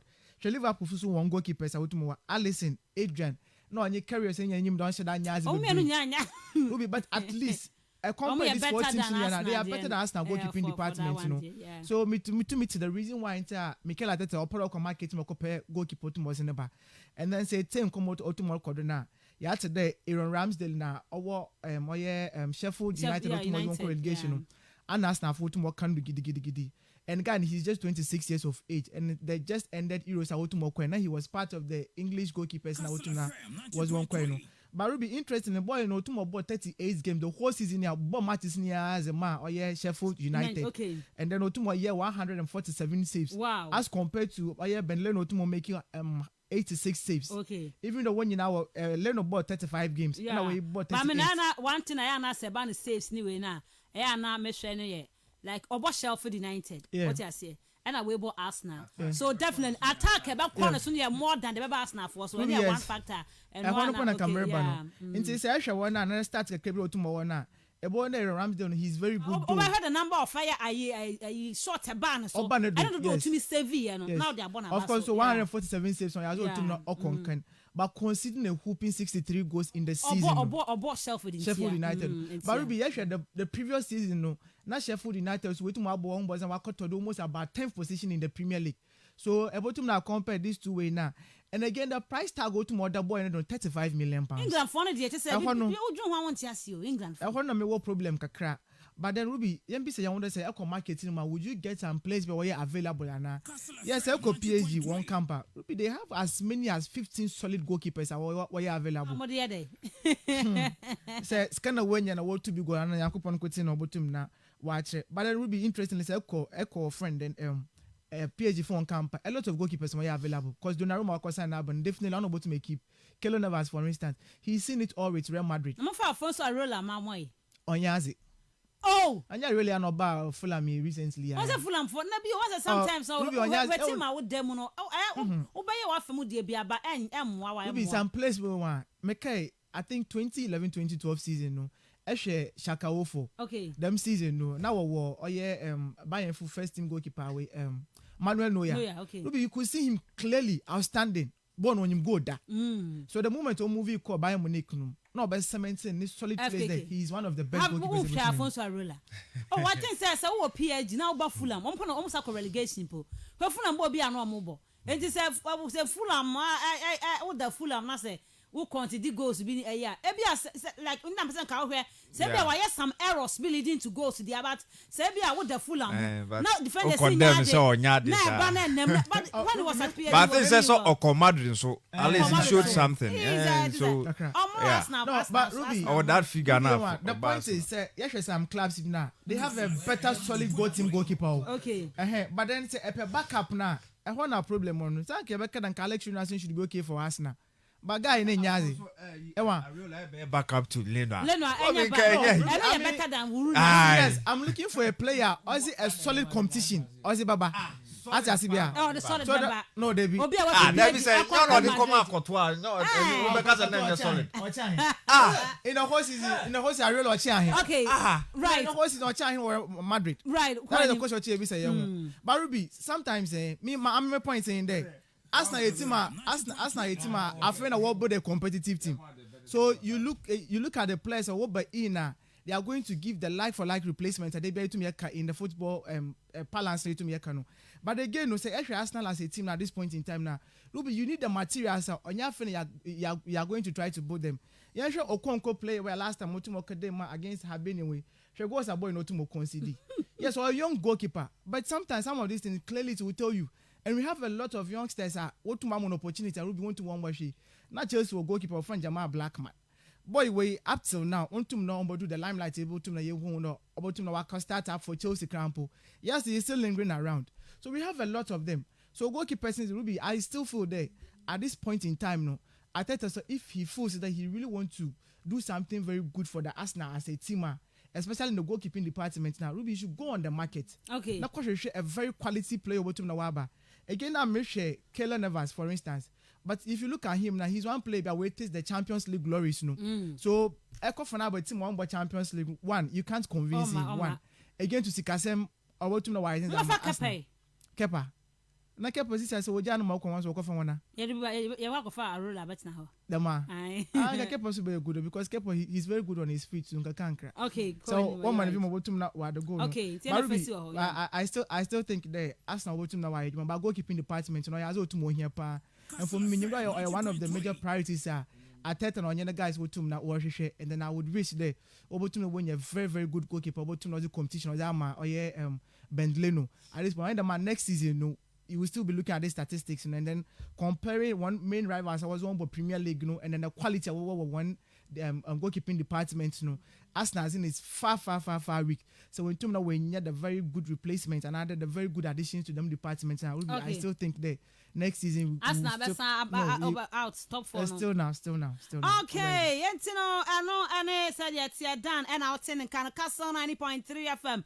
The weekend selection of Robert Mensah Sport and Wasuguswa Wuti and Guswaya didn't come on our man on seminar na transfers na and once some aquabe brain now ever conclude on the transfers now now fe yabe near be 7 minutes 47 minutes past 7 Kai says show near live on Facebook live on Facebook Castle 90.3 FM KASTLE now the 90.3 no edi atwa so FM na ka ho now he showing live ho off now like now share na fe other comments na so dey ba we team no question be na wo ho transfers no e bia wa send bi busa obetima be busa na fe ya no edi ama kama pa transfers ni guso e koso kai say on the 14th of August na Alex no ABS chance but I'm say FK already no Russia for league chance here any other country some league na chance mo e call me ni me penti no sa pepe net na what's the yeah. Oh, Ghana there no. Ghana there by September na September. Fina Congress be ko so a sana. Yeah, sure ni so obi anfa bibi anko court ni ade yes ade assemble to your party no. Yeah, we are hoping say but Ghana we baba sisi Ghana beba. Now, yanko ani ma wa man nsem ni. Yeah, Ghana baba da you about to do hadi Ruby. I think that you bet teach you be monitor show na ya catch on the one I said they be o ma show no ozikan e wo kasa fredo na ebo join show no today ma izinkan kan e wo Facebook on Castle 90.3 or Facebook need to my show I show na to my share na a drop a comment e ho mo Ruby mo bo Manchester United after what signing Jadon Malik Sancho ended up and Ruby said after Manchester United about 2-3 seasons I was started the world chase at Brighton from the Sancho now eventually we to me Brighton from Sancho already they are in the market there up Brighton from Rafael Varane for Theo from Real Madrid no butu maba obo mu and they are also in pole contention butu ma sign Abrante ofano Eduardo Camavinga na de Saul Niguez homo Ruby these are players are about 2-3 players a team of Manchester United onyezu nichi transfers already was a Abrante from Jadon Sancho in that way to my medical pass out now yeah we share Abrante from Varane and Camavinga na de Saul Niguez ni inclusion into the Manchester United lineup homo Ruby Manchester United under the season our best no corner the performance Manchester United team what to performing not a very good year per homo for me I think that Sepede make a very big case for this Manchester United setup now you see that one performance what to more boy just end the season and Ruby I think that not a very good year per because a share wasn't by Abrante from Harry Maguire Victor Lindelof Abrante from Luke Shaw Aaron Wan-Bissaka the likes of Scott McTominay Fred and Abrante our friend Marcus Rashford more to more boys on a team of Manchester United now Ruby Abaka don't know young Sabala, the performance, baby.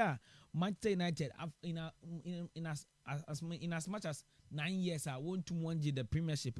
Obi in the Manchester United over to bounce back over to Mabaji the Premiership for me. I think that actually last season we to this second on the league log man could be expected the Manchester United over to pull them to competition because actually baby now United what na Ruby no be expected the United over to me push out at a point now actually City move so many points, more than 5 points. Now actually United will to push up but only gonna social being the coaching. We'll to push team of Manchester United.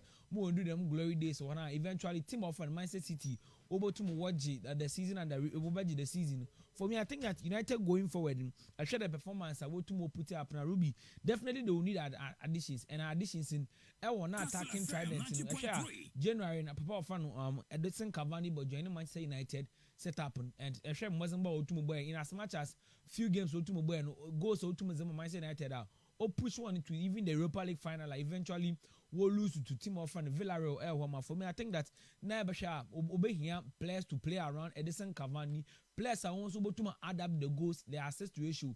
Not my team of Manchester United because Esha United last season wasn't able to buy Ruby. They will need a killing attacker with them killing instant now. About Manchester United that goes that much needed goals in. Obey here a winger. About that needed goals in because you actually Premiership from Ruby. In most cases, teams are what to watch the Premiership when your players are what to watch 20 league goals or more. Another Obey players are over goals are they will adapt double to the numbers. Figures double figures because election teams are go to more but now Ebeka United cry and Papa of friend say Alex Ferguson now Obey the likes of Abrante for Ronaldo Rain Rooney mo actually one goals are over at the end of the season now Ruby on Queen part team of Manchester City what to more one leagues in the goals are Raheem Sterling the likes of Sergio Aguero mo or add up to the numbers now. These are teams that are about to ball. Even Chelsea and Antonio Conte mark on this particular platform there. I share goals are Papa fan Diego Costa to me share my team of Chelsea now and Antonio Conte or share 20 league goals. No what to more than that particular season after what 13 games unbeaten. I share virtually even under Georgian club. Liverpool, Salah also 33 goals in a single season. Young money also 22 goals. Ultimately push. Other teams are when the players are watching them number of goals now. More 20 plus. Yes, no more for the likes of Daniel Inks, the likes of Sergio. Lukaku Everton, the likes of Obama Young watch them number of goals. But Ruby, a team that will compete in the Premiership. You definitely need a striker with them number of goals in El Homo. For me, I think that actually the like for like changes over to Manchester United setup. I'm expecting this probable lineup there. Said United, Bibia to Mukoyes Mona, over to Wonyas, this sign is now over to my son. Ruby Esha, Bibia over to my chede. Abrante from Dean Henderson this particular season. Over to my Depot Major, the like a papa from. Hey, DJ over to DJ. Yeah. Are you sure? FKK who be sir? Ruby, the signs are on the wall. Okay, maybe now proper lineups are me who were most of the papers no. Yeah. Henderson and now or them. For me, Promodia on best start here is because I fight or more start here check. And last season, England for no. Yes, and so almost fighting for more route 2-4. Abraton said, "Room maybe near so called United." I said enough papers and report and said senior players in be ethos games in be or said that young chap and a bed but who be who only say. David De Gea and Ramadan. We all feel say GDA on yet that bad, but season be or honor goes to be a considering. Aha, it was so. Be so bad. Say, unfunny na concussion sa. We should that defense setup. Na United they were. Omuro mo Brian Sanam Kofa Harry Maguire Babeshimuna. Omunsa stability ni kakra krana eba no. So na should that in front no kwa. But De Gea, boa beka say. Atra defenders, I had Dindiama United or better. Yes, it's why I'm a legend. So they are up penalty no boy any cry. So Ruby Esha, likely Abrante from D Henderson bottom at the podium. The right back in the day, another the right back in the be expected Abrante or Freno. Everyone be sacked about too much will play at home. The left back you look sure even for the Three Lions of England at the ended Euros in the performance up. One more Abrante for bench will win a single minute in that particular tournament. Actually the centre back na Rubby a problem because Rubby in a season Elisha 73 goals. What attackers was 73 goals in the league. Now United centre backs will concede 44 goals. So the strike average now the no said I'm going for 44 goals some conceded last season. 44 goals as against Walsh 73 goals. So definitely the way here that Abrante from Rafael Varane, Baba the centre back. In the option so when Rafael Varane for them fee na Madrid or expecting them. You benya Rafael Varane, Harry Maguire partnership at the back. You share them number of goals now this teams Manchester United will to more conceding.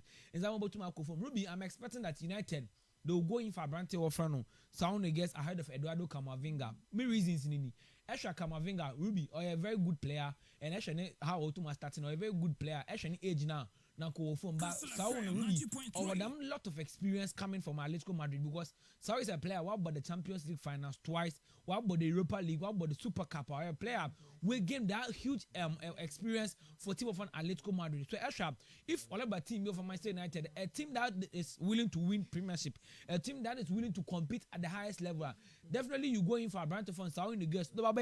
The defensive midfield, but Ruby, the question maybe someone that said United, I was Scott McTominay, I was the likes of Freda. Why would you go in for Camavinga or Saul Niguez? Because already our Abrante from Denny Van de Beek only bimbo Manchester United set up.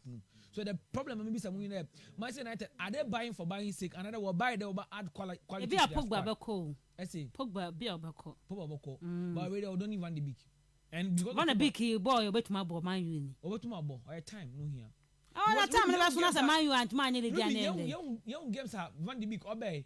Ni games or off bench bear. Obey set the dynamics of the game. So our time will be here and same now only gonna such a can. Premiership from a different league altogether. Okay. So for me, I think that this players I don't know why United will go in for Saul Niguez and Abrante from Eduardo Camavinga. Already our Abrante from Paul Pogba, who is in the transfer speculation. Actually, how people report now about me if you team of Manchester United by Brendan Crabbe about to match. Bruno Fernandes is already there. This season. Just ended the season, the performance that Otuma put here up. We expect that Obotuma replicate the same form this particular season. Enya Abrante of Marcus Rashford and Mark Abrante of Edison Cavani no awesome. Ruby Enya Abrante of Jadon Sancho and now can start after Okopemo Dortmund 2017. After the number of goals and assists to Mayana, Ruby Okwenim Papa in the first season and in the first major season after Pulisic, Ofi team of Dortmund in the 2019 season, Ruby in as much as 38 games, 34 games, no team boy or the Bundesliga no, or shot 12 goals, more 14 assists in 2019-2021 season, or shot 18 goals, or more 16 assists. I know the best season only for team from Borussia Dortmund. Just end the season, or shot 11 goals, or make 12 assists. So already he's coming as a proven winner. He's coming as a proven goal scorer because on the Dortmund, the DFB Pokal, he knows how and when to take the premium or find a trophy for a team. So Ruby, I think that Esha Manchester United in the last 9 years, one performance we to my in the Premiership now. Ruby also down Koye because Esha Manchester United in the last 9 years sign is a Manchester United we to my Ruby or a very very big year because Esha in the last 9 years, Manchester United was signing the most expensive defender in the Premiership. In the last 9 years, was signing the most expensive attacker. Was signed the most expensive defender in the shape of Papa Ofrano, Harry Maguire for 80 million. I signed Abrante for Romelu Lukaku for 90 million. I signed the most expensive midfielder in the shape of Paul Pogba for 93 million. Now, that time in the last 9 years, listen into the Premiership. Comparison. Yes, Chelsea to my side. Okay. What other sign a place? But I share the glory. City, so I expect the Manchester United over to the glory. But the biggest question is they on there. Only gonna associate the right manager to Manchester United with the dreamland. Me da se bebre no aya question aye be kwaso abusa ba signs de me meki an ba so betuma keka bom no eno no ai oba woni mu kwan ye obeto nam bia bi dia ba so mfanya nkwa ba wie no kwa na nyonyo ze de na no bi ye bi de mai nyonyo ya ba fie na fe ya ba hwe local news ni mu na ya di Hong Kong ha ya cancel 90.3 FM the weekend edition of Robert Mensah Sports and I would hear ya ba sisi e the real sports is here. Noyes caught in no man's land. It's Marley. Castle FM. The Sports King, the real sports is here. Neuer's caught in no man's land. It's Mane! Hustle FM. The Sports King.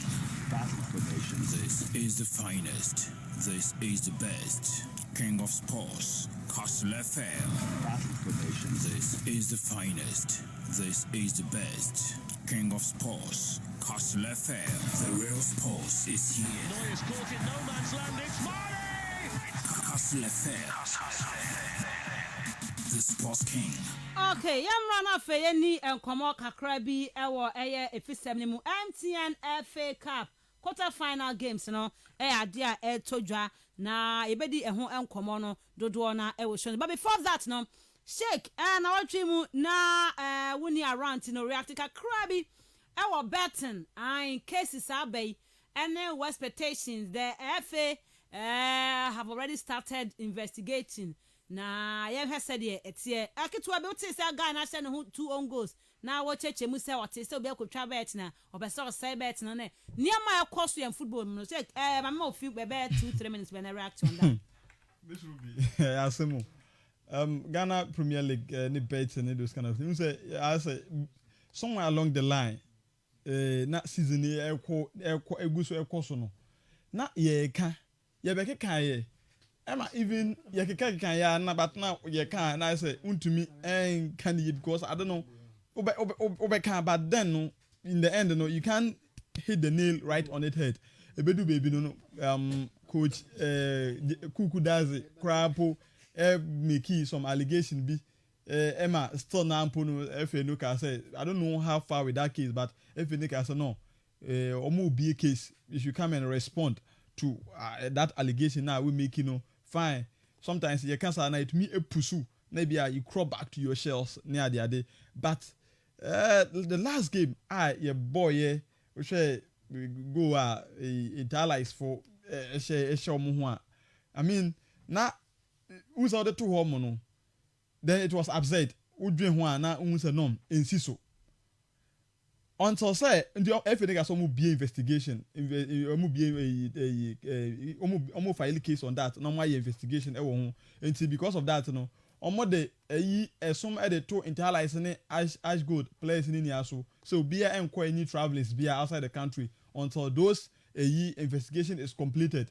Some of the football experts ni be to say Kofi Menu blue no mpo me ka say no you until if a person is a suspect to a crime until say he's proven guilty, no, you can't take any punishment against such a person. And say Waka say, who take such an instance or against a person, then it means already you are punishing the person. Answer it be prior case and what they say, yeah, investigation, which would be contrary to what the law is stating.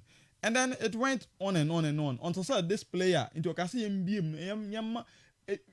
then some of the argument now not making it to some extent who's who's Okasa there, unless you want to understand him, because not the organizer Ongo is part of the football. What do you say? Ongo a part, maybe anyway I try to say Ongo and part of football. Ongo yanka say a crime. Ongo no say a part of football. But if you want to say you be afraid those players, no, need be some of the motive. And I think the players in back out now more clear no.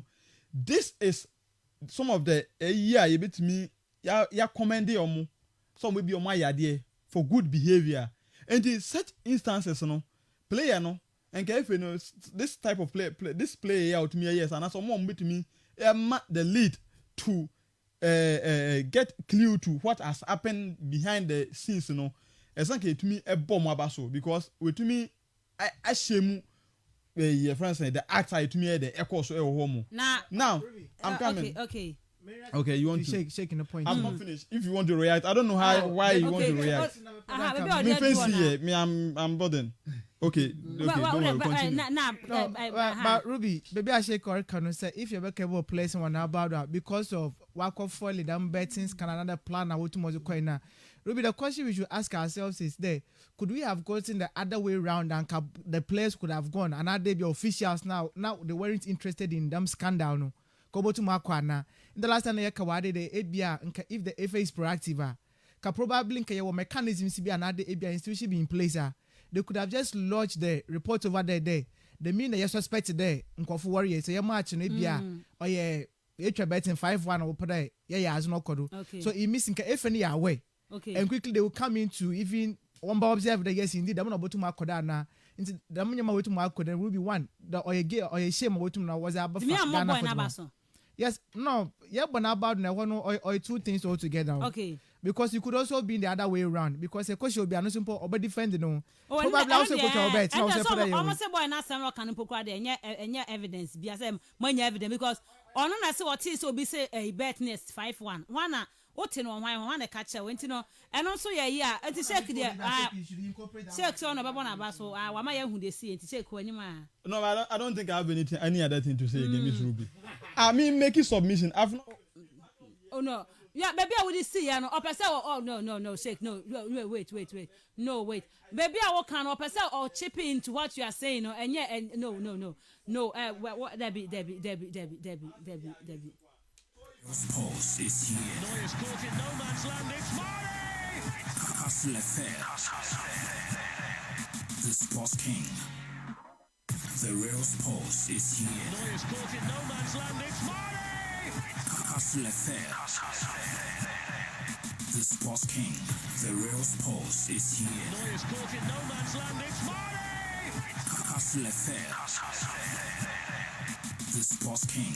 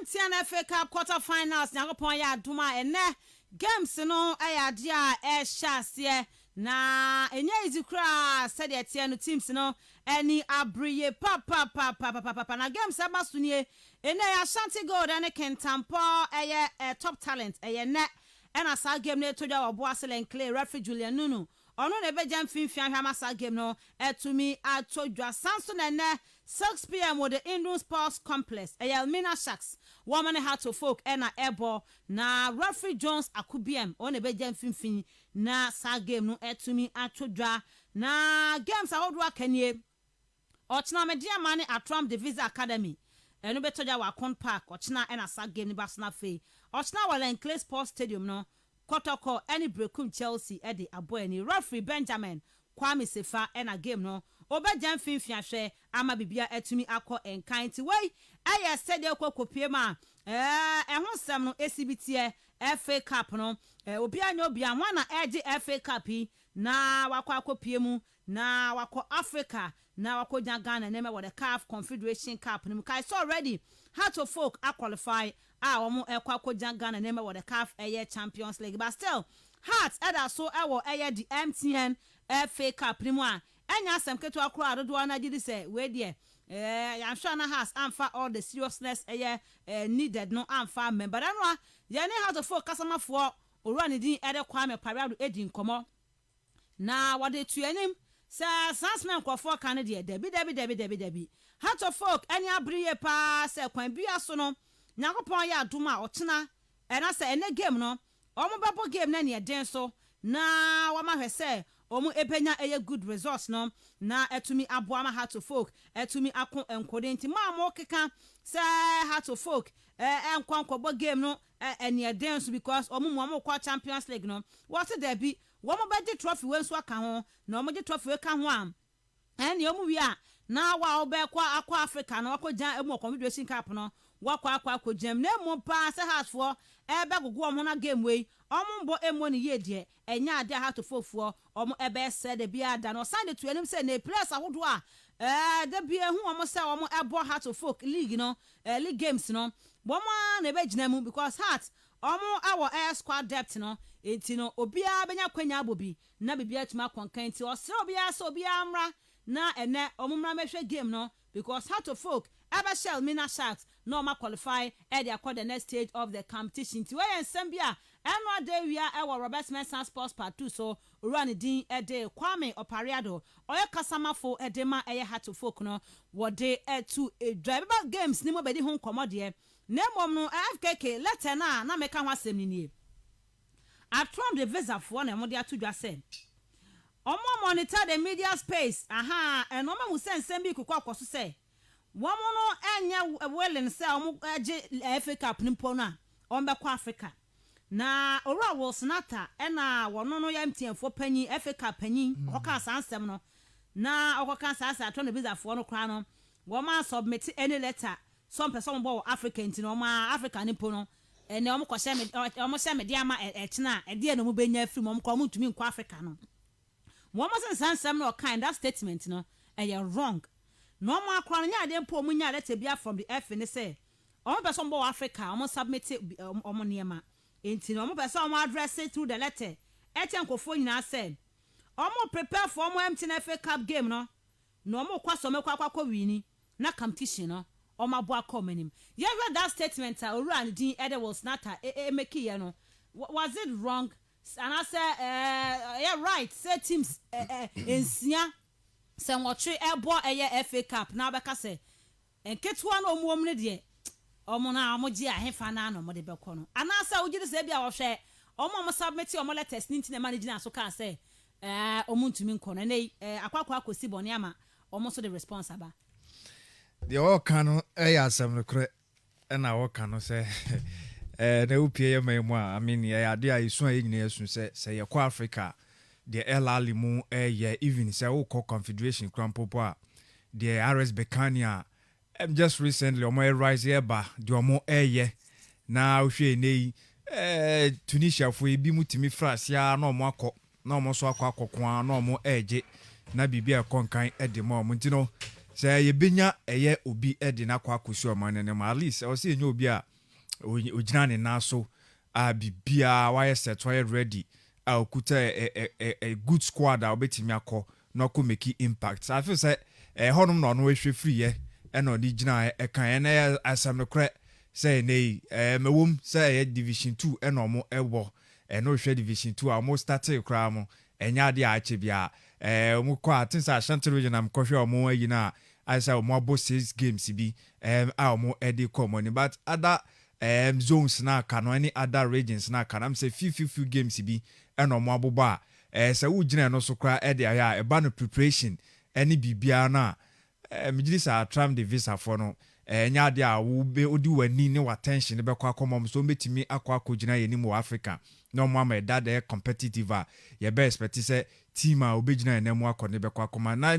sɛnea free the FA for no so ɛba so ɔmo tro de kɔma teams bi say ne ɛbɛyɛ ɔmo entron kɔ CAF sɛ in fact sɛ Africa no sɛ qualification no to ɔmo a ɔmo so ɛbɛkɔ bi no and sɛ wo hwɛ kra from the FA na nkasa mponya de ɔmo di ɔmo ni ɛhwɛ hɔnom if sɛ na ni da so bia any that aspect no that area no ɛde ba sɛ bi ɛbɛtimi anya a division 2 club amana baba bedun sam pempen so ehun sɛ ye nyina yenim sɛ FA Cup no ubona Saudi a ebetimi a qualified do akɔbɔ CAF Confederations CAP ni and for that matter ebia attention nyina ebɛyɛ yen kotokoi ene ye hasi mediama ene yen as good bi and it's why I'm prompt to amo amomo antrim ebi nso a na afifo no enim de ompesom ye sɛ yema ya attention no engina ebia yen Premier League clubs no so sanse so mo na ekwa it could be so na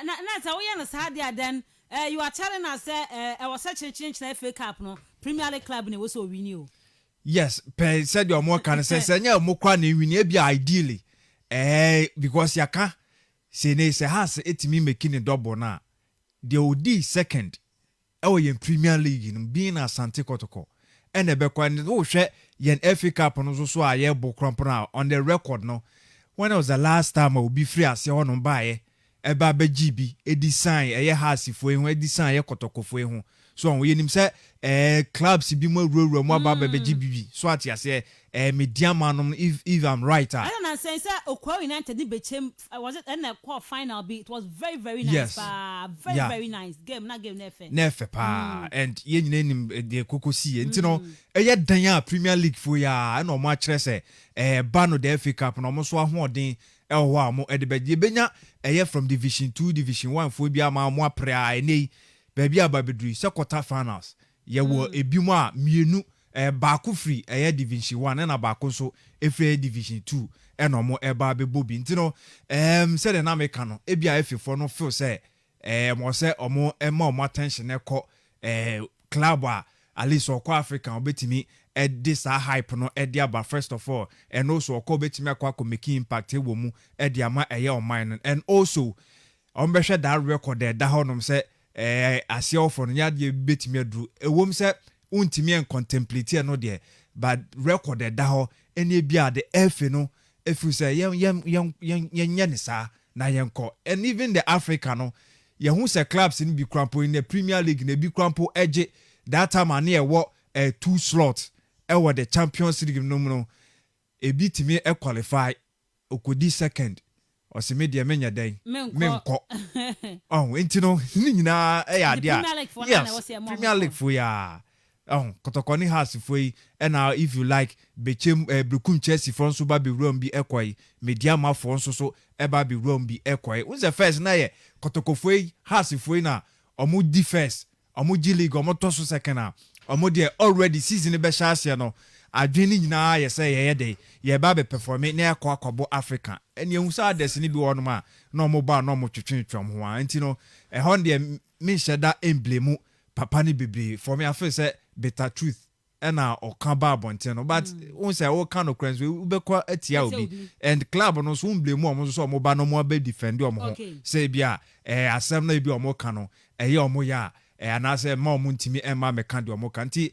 atram the visa for no omo enya boni bia so omo ebe counter that claim papa na eba be claim say ene ojiri se omo ntimi nya sa ahode na mfa nkokobo Africa ni bi okay Dan Bremu what this issue atram the visa for the ababonti say MTN FA Cup penny be ka say mo kra na mu wini pa mo ba kwakoye de ya nti mo nkoye hwe nti na say so na say o kire say ne omo ma yen sha omo mo firi mu praku Rubby na say some of these issues are delicate mum oyon komo okwa ekoda ye nyina ye very much aware but then e bia na because of the public space Rubby ya aware pa e bia public space nti empire be jatum but then say ye bon ko local competition nka no obi otumbo win bia no nka at least or normal but then ebe kwa African yen strongest representation for to Africa na wotum akọ boy ma yen 4 slots na yetum ye lose no probably you can get it back and I'm more about to know for the sake of competition and then how able to you promote the competition and kasa no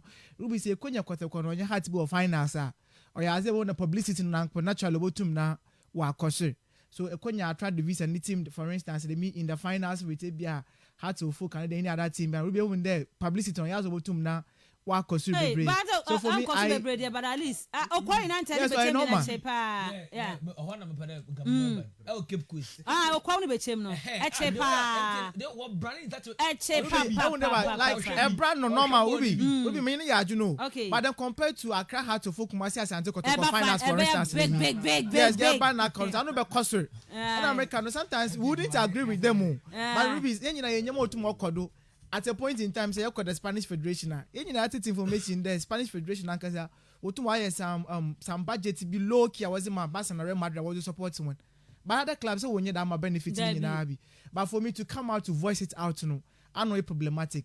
Probably young Kadebia when you want to come up. But there are some other benefits be these big teams over to when the other clubs and want to know when because at the end of the day, no say a real competition now. But about win tournament, will be easily Obeko Africa and Oko Africa now said them a Trump the visa for instance. Oko Africa now about impact no to know we can make. Almost omo penny do omo Europe ko tournament a day.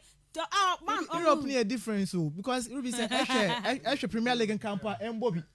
Ghana Premier League and campaign will be that. So I want to a big issue. But for the sake of competition, Ruby, I think you're more on a fair ground. Fair ground. About to finals, be able to make the finals all right. But win over can be a orange. On a penny more with them TF Capiana, yeah, Bobana finance, crumb me, no super. As I see, don't know the marketing will form. Okay. Want to product, but Kotokona Hat, for instance, the Mia. Or as about to not work so Ruby, I think I would agree with him, but then all about American publicly when I have some issues. Yeah, game now Sharks Ruby Sharks and then I'm catching up Sharks now because we too much to me there. Na Premier League now here's him on the pants, what to escape relegation. And that was a year float Ruby a big match. Now a float at this point in time. The supporters na float. Supporters saw a club in the name of the club. Okay. Into when I pay attention in na no bottom na wa supporters watch our question na support the team kidi. For me I felt there probably in watching after match na. Okay. Maybe a match maybe bibi them na yeah for me it would make sense. I want at least ehun position either the advance ko wonyim and also they be a now go free man for home supporters. Oh I don't think so. Okay. Watch the Premier League no here one. Okay. And then FA Cup and Oyaza want to know one way. But we say Accra had to focus after watch Kotoko in the Premier League no. We actually one match so abon when you win biao. Just like the opposite, so Kotoko the same thing. After once when you had to Robono, when you want to win your really bia. So coming into this match, and I think how to focus much more propelled over to now we rematch we kunya them qualification. Besides, Samuel Boyd we to my body a very good team, and then say put them making history. Ruby, Yabaka Samuel Boyd be out to win a double wasn't my car to focus in the first season. I was starting from the middle of the season also Konanyim. And then one thing I think you definitely would want to look at, and then how to focus fraternity no butum na washe. But on the part of Elimina Sharks, for one way, no, Ruby, Sisi, and all the guys are back again. And then they can for war in front from the young bar. Nabwa, the bottom now watch the formation and add the sort of game Elimina Sharks bottom was our game. No, but Ruby, you're back at the bubble board on a fair ground that was Elmina Sports Stadium. Mona Ruby, it is going to be a very, very good game at two sides in bottom now because how to folk watch that when we are playing football now. They know how to play because right from Echoni and able to make captain for Tao Mohamed Oho, able to make more Alas and Oni William Denchi. These guys this season they've been superb. And then on the left side, Radio Voka, Film from Benjamin Nete, and then the others, they are all Afutununya, they are there. Ekonyimona, these guys they are always firing. Actually, free Banianum. These are guys that will be at any point in time able to now Wahama, able to now and actually had to focus this season. Ruby, they are one club in Ghana had there in a match will create a lot of chances. But goals stand at your own team launch that on Baby. So it means on a very good day, how to football to match more than 3 goals in a match. Compared to Elmina Sharks, Ruby, I think also they are doing very good. If they are going to capitalize on the performance of Otumokonya against Kumasi Asante Kotekwa, Alaji Face and they are all back again in the team now. Ruby, I'm thinking that these guys they can still do the work for Elmina Sharks. But at the end of the day, now, I'm tipping the heart of folk. They have the edge over to now. When you had the qualification in that match, no tomorrow I'm saying Sharks oko winia I will be not Messi Sharks because already no Premier League no here one part and then they've qualified another way to now. And one of the seriousness better game way. How to folk? Oh okay. How to focus the seriousness in Boko because one they are looking at the history for a very long time. FA Cup will really be I think more than 20 years when we win FA Cup in Ibida. And then for somebody to come and do this achievement for them, no, Ruby not while writing this in the histories of the Accra Heart of Folk one history books in them. And then moreover too, no, say extra Heart of Folk now. One Tobo Ejuma Wetu Mabaye. This is the very first time he's enjoying a very solid performance. Nitim no Wetu was man. And Ruby say, yeah, can't this season Heart was starting or kind of bottom on your double another Wetu no go in for a doubler. Ruby can hard support the band your bottom no waji. But since you are quite it is an icing on the cake. Neoduma. Oh, Ruby, I doubt. On your they say starting on cast obey. Preseason. Onion was one quite. On them started preseason. But on your own season, Abian can no boys and came to me and them. Okay. But then by the kind brilliance of some mobile no the others now was starting, young Sam also crediting me. Okay. No, and you to Bonankas and the resilience to know how pump is kind of larger cambinum, pressure to Mobenia, and they were able to withstand it. I would know was calling. So for me, I think Heart is much more determined that they want to make the history. Since you know what in their history because. FA Cup na kase wochi bi ache. And at this point in time, Ruby, they have a very good route about na wa from Kakanka na wotum they could do the finals, right. You know? And it is very good for them. But for me, I'm expecting Heart to focus about na we transfer. Madam say bon beko penalties, ana me hu na. But Heart to qualify. Okay. Yeah. Right. And now Brahma Sharks after winning against Kodoko League nim na obeshia Heart FA Cup. Yeah, Ruby MTN FA Cup. Tirema is in order then obi anyo bia and teams 2 ni ha baby one and a man will be able to pay one now at a point now coffee be when the Israel Sharks they were on co back to relegation and still won't focus well FA Cup no that now could be saying one day why the attention on and me them kofra na me them campaign the Sharks one concentration one attention morning encore the Premiership no want to survive Ruby now I go point Charles we to survive in the Premiership and likely was also bought in the MTN FA Cup against that folk. Ruby, Esha Odatelam to the side now. I think that Odatelam to win a new sign is our connecting team no. Because the players are ban one. They are coming back and they even came back against team of friend Kumasi Asante Kotoko. When the new signings? Yes, the players are ban one. And say no signings. What games one say? Na so mo hoda da mo nya signings. Mas on signing player, signing player be window bi. What's he saying? Yeah, me window bi to signing player bi. When the new signing in the shape of players and our back. And ko wanim ko. Even against Kotoko Machi. Share ball Alhaji Mustafa here. Na atumensa be here mo. O my ban you they are back in the team. And no one almost signing player bi am say obi an signing player bi. Omo back to the team. So I think that when you are players and we about one back to the squad and they share squad number time when depleted how this Sharks boys what to more performing. I think that's not a very good year part. They would definitely need these boys to be back because Esha Alhaji Mustafa, the likes of Justice Atu Mensah, Abrante of Emmanuel Adentin, Samuel Atawa Chuma. These are players are not integral members of the Sharks fraternity. Homo Esha Hat on the other side. Now they are coming as the champions of the Ghana Premier League. Homo and Esha one numbers more. What to about this particular season? It has been very good year. What to and that's coach of Samuel Bodu. But Ruby Samuel Bodu. Then last time I visited the Dr. Edu Sports Complex and Obesha a team of the Sharks by 2-1. Ebeka was it that media team in the bay? A whole lot of incidents. The game outside the band the incidents in Otumi film bay. Home watch team of the Sharks by 2-1. Home Ruby. Electra for me they are key battles be in there. Menya Bejida Moshe the medal. How are Elmina Saxuba line up against Benjamin Afutukote, Frederick Ansabotri, and strategy coach of Fano, or that talent mount up against a branch of Fano, Salif Ibrahim, and Ampera Moshe Ruby. If I'm the mayor that talent, I'll go in for a branch of Fano. Benjamin, a branch of Emmanuel Adenton, and a branch of Fano. Daniel Nieje and Edmond is said, Ruby, these are. Oh, me, I send you Yes. Hey. Ruby, I want the Edmond is said, but more that defensive shield and more that defensive cover. And say, I better and then how to focus bar. Definitely, you have to go in for players over to hold on play because actually Daniel Nieje and Emmanuel Adenta, Ruby, their players won't hold up playing very good. Their players won't hold up playing very good, but Heart on the other side, and Esha Frederick and Sabotre and Abrante often Afutuko Tena. Ruby, their players their pivots. Where ball destroyers want to hold up play baby. International Heart. So what about this place? What about Ansaboche and Afutukota? They be all the luxury of Abrante Ofrano, Di Maria on your boss in Duko baby. But so what about Abrante Ofrano, Emmanuel Neta, Ruby, or a different ball game altogether? Because actually Emmanuel Nete and Abrante Ofrano, Salif Ibrahim, they are players, they are ball jugglers. About to hold on playing baby. And I'm looking at the Ofrano, the key battle between Siraj Ibrahim and a free Banye. Rubby, a very, very nice battle between Efie Barnier and Suraj Ibrahim. Suraj, he's coming up with that huge of experience, almost about 6 seasons in the Premiership. The number of years out to Division 1 now, he's one of the players who to make more experience in the Ghana football. So may expect how we to mount a strategy apart against a brand of friend Efie Barnier. Now, a brand of an Alaji Mustafa, so all about for team of an Omina Sharks or the lifeline. Because actually, Omina Sharks, all about or the piano or lead attacks in the front door. And we watch our brand of Benjamin Bernard Boating. And very much the key battle between our brand of Fano, Alaji Feza Mustafa, and a radio voca.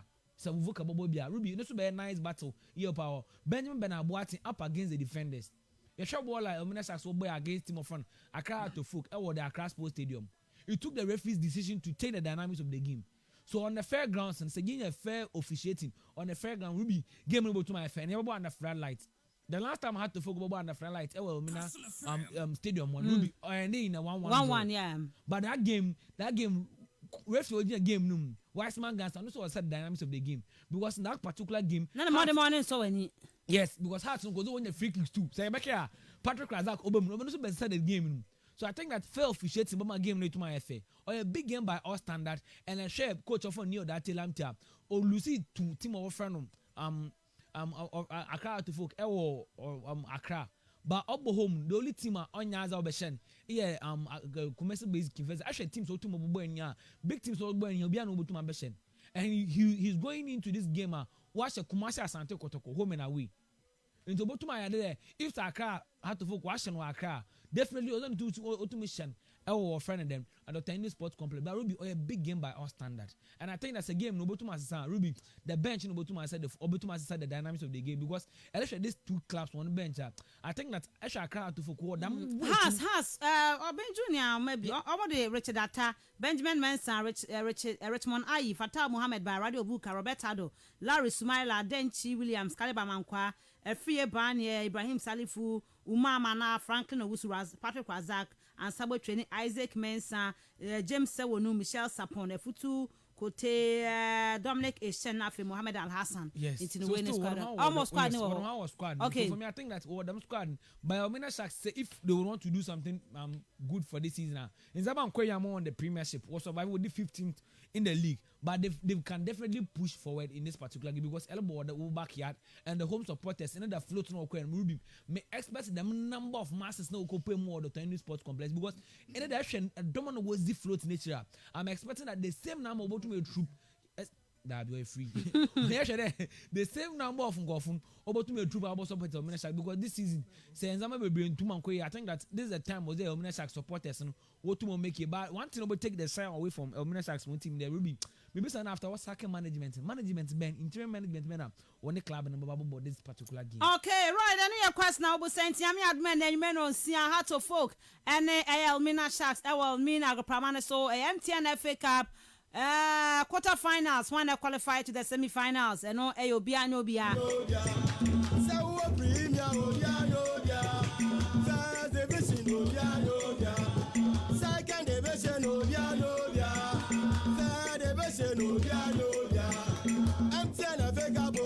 Okay, FKK, my young share way, Kodoko, game no, Bassona, Kodoko Fonso no, Guam when you must say, papa.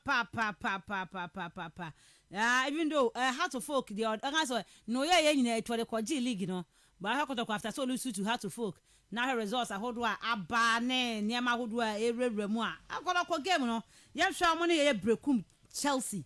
A big game watch now in Clay Sports Stadium. But a bit more can say, Anka, I'll go do as a investigation to Nikanka. FA Cup game came on. I don't know. I'm sure almost game no and I feel a corner become Chelsea. And no more can answer. Well, but that's enough. Investigation, I say, a man for this hour, and the Ebequanium. I think so. Kotokoya bought Brekum Chelsea. No shot. Just ended season the Premier League in so general so quite the Ayastika Omumbi no share and Kotoko did really well against a team from Bono and in a half of that side no shot first leg you know Kotoko take the lead through a branch of any Manuel Kayeka but 90th minute because injury time and I Imano Klute Kotoko Fuya and Casa former player Ebetisa go no de ma omo a no we origin set wine sa se na ni age shia na ade e kotoko ye pa because they felt say na job done na omo dey say 3 maximum points no but back to oboase whereby na kotoko every omo decide so mbe free akra akobo ohun games no ewo ye oboase no omo ehia makotoko winning 2-0 and do sha I think Sandy Francisco me enya a goal and then second goal no so by which I'm trying to find out but you know the American say kotoko winning that game no by 2-0 yes any Godfred Siama enya that second goal no edi ema kotoko disa wo sha omo hia e season mo no kotoko enya the better part of that two games no one draw and then one victory but so, kotoko enya 4 okay. Yes nti say o compare no na wagina so I feel say Bekum Chelsea so did really well in the league, you know. Medru Rubby, omo extra goal kakra, but the ne hia and omo esa kan so omo so esa mbeka ye Premier League ni mu na Nyankopon ya adoma next season omo so abo ewo the top level no ama bibia konkan ti no. Yes. So now I say ye ba be kan some 2-3 games akwa na yesu ema Central Region yen clubs no. Omo de na ase omo atitim kra na omo ekwa yes baby na mo gina 43 points na ase nshada form ho bia sa enti ombe gina no so e de aba bedru e baby akotoko so bedru after one game against Accra Folk omo elusi e no mo hu se league no baby aba bedru de enya de ombe timi age no kotoko performance no ade that level that highest level top level game na omo ebo season e chance here second round no baby roma no mo proud to ya class of game no ye who that seriousness ni ebiem and so we na a lot of changes eba ohwe Mariano Barreto ni mfimfi hono ma na changes eba pa even though say constant figure no ojamu ebo between the midfield any up front no Fabio Gama dia say kotoko ebo FA Cup so mo ebo friendly so mo bo Premier League na Fabio Gama ejina mu na obo bi nti on de no a constant figure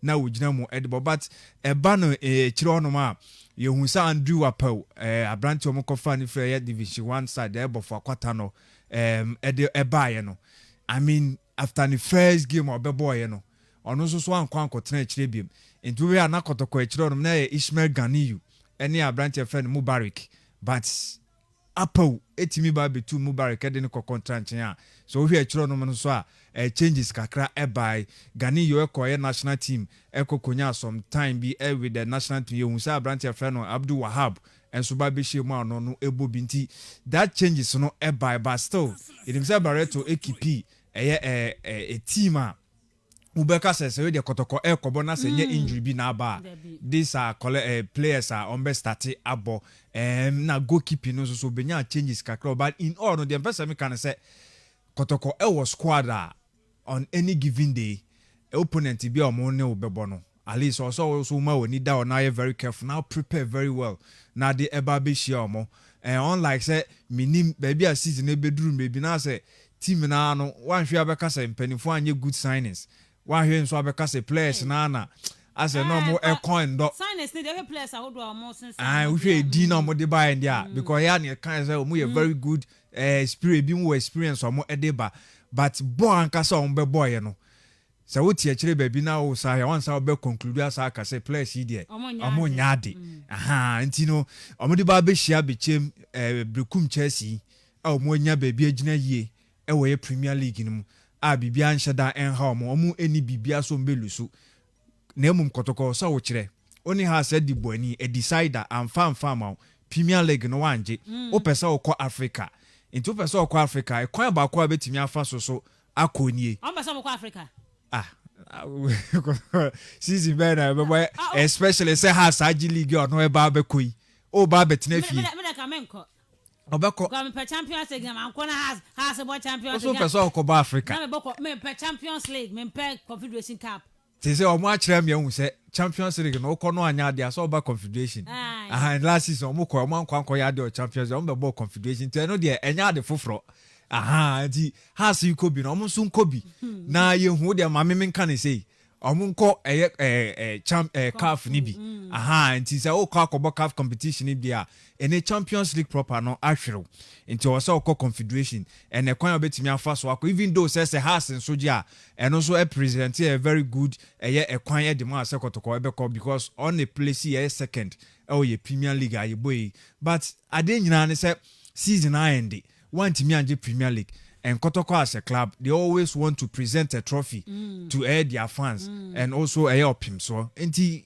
FA Cup ni is your monko nje but a game I think say bechem for no brekum for no betimi aba be ma asem aye den dia mom because they have nothing to lose on betimi aba be yire ama but mehwe Kotoko say indeed Premier League ni ba na aduru enana ahwere omunti games raka no mo bon yes omo abamu bo a omo boni biara anase ni season no and omo anya no mo endi ni enti sa game imagine so e dia hwe ma dey na o second round die na ko na result no en sheda anya draw bebre na defeat no so beba high to so a enti o hwa those defeats na o o kan second round e me dey so o kan second round because second round no mu ye you know and Kotoko started so mu lusu games bia man has a back stronger on babete key the league the lead of the league no babe gen ntino a game a big game Kotoko bo any side from Ebna and a difficult but Kotoko actually so more that edge you know over a Brekum Chelsea Saudi this league you know can so Kotoko best started as favorite but however and they their mom so betimi qualify no so no Premier League side and for that matter running Krabia ne be so mo call juso ne team be Kokoboy am Thunderbolt and no sha Kotoko win e kwode but do hwe boy Thunderbolt for ne boy na say if say Brekum Chelsea for take anything out am say be ball fans be kwa youth football academy yes and so mo twe for mo bossa probably be a mo ye the lower side yes mo ye the lower side and lower side mo ni mpanifo e bebo a yes mo mi omo bo ntino e bia na Kotoko be take Brekum Chelsea for no as a opponent omo no omo Premier League and for that matter the likes of Emmanuel Kayeke Godfrey de Siama mo nya the opportunity no start here mbetimi ayro mo abo ama victory na ba any morning there bibia sabade ne Osman aba okay e bia Mariano benya a lot of options as start e bia say Andy Kumine ne yehu se so twitonto na yes so ta start games no te bia ono be start ahead of Osman and Nabila Iketa any Abrante fan Evans Adumako yes e bia obe start ahead Adumako so mo ko be kwai no so na kwaye so kwayire no pa anti e bia ne obe kasa this time around try bi me starting to center forwards na on share ade ni na the owners no lie on premier call for Kotoko winning okay yes let's go then Kentampo top talented them ho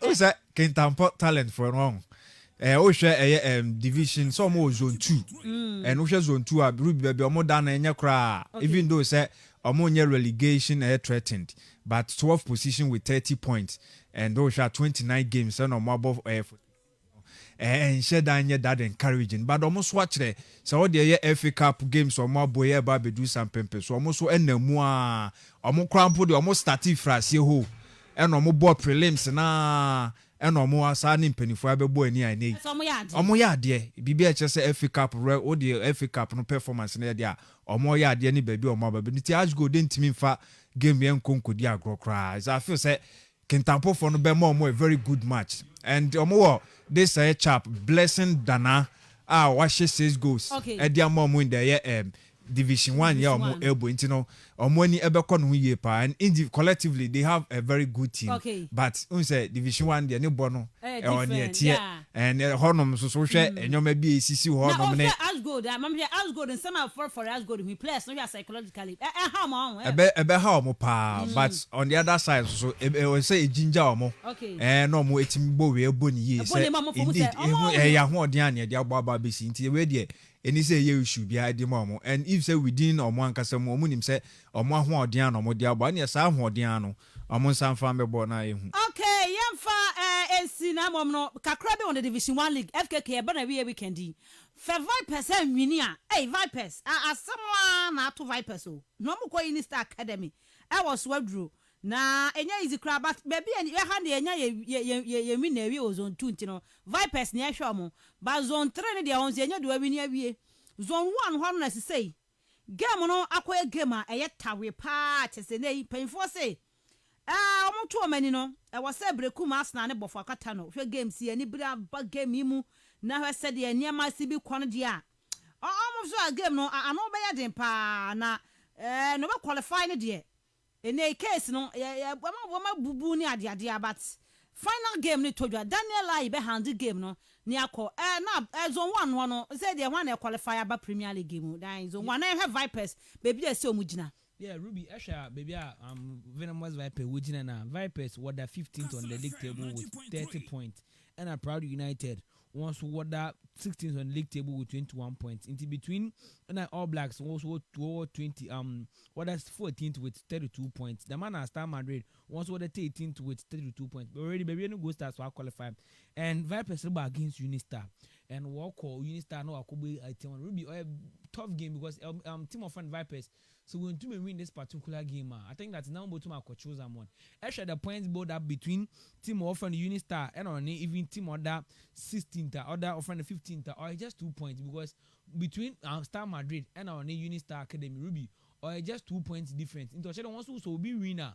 Also, we're doing it down over before. So I have very big tax in my smoke and the entire Vipers team ni and also to make the need for because I share baby Vipers what start about Ruby season I'm starting am there I share home games be wo will lose not a big test there was on could do to win this particular games are and zaman kwe am farm so for me I think that Vipers also work corner okay ni I share the zone 1 now in zaman share down kwe because I share series of cases away to me about FA Nankasa boardroom points na den doors boardroom points away to my bar at a point what Jimeya no one sabe me Esha final point table away to my bar na Bafokotan or Ruby after when you about 28 matches 29 matches Bafokotan Tano war 64 points Royal Tamale United was 62 points Brekum Arsenal or 59 points home Esha these two teams here Stephens and also one a tough competition this year or 51 points. So it's a battle between RTU and Bofakwa. Yes, RTU and Bofakwa. Okay. And actually games are all 2 points and a separate 2 points. Yes, yeah. And Bofakwa a Breku Arsenal. Yes. Hey. Well, yeah, this two Bofakwa no ko Breku Arsenal. And RTU and so ebo Unity FC. Unity FC. So Unity FC were 13 points with 29 points. On fanya she.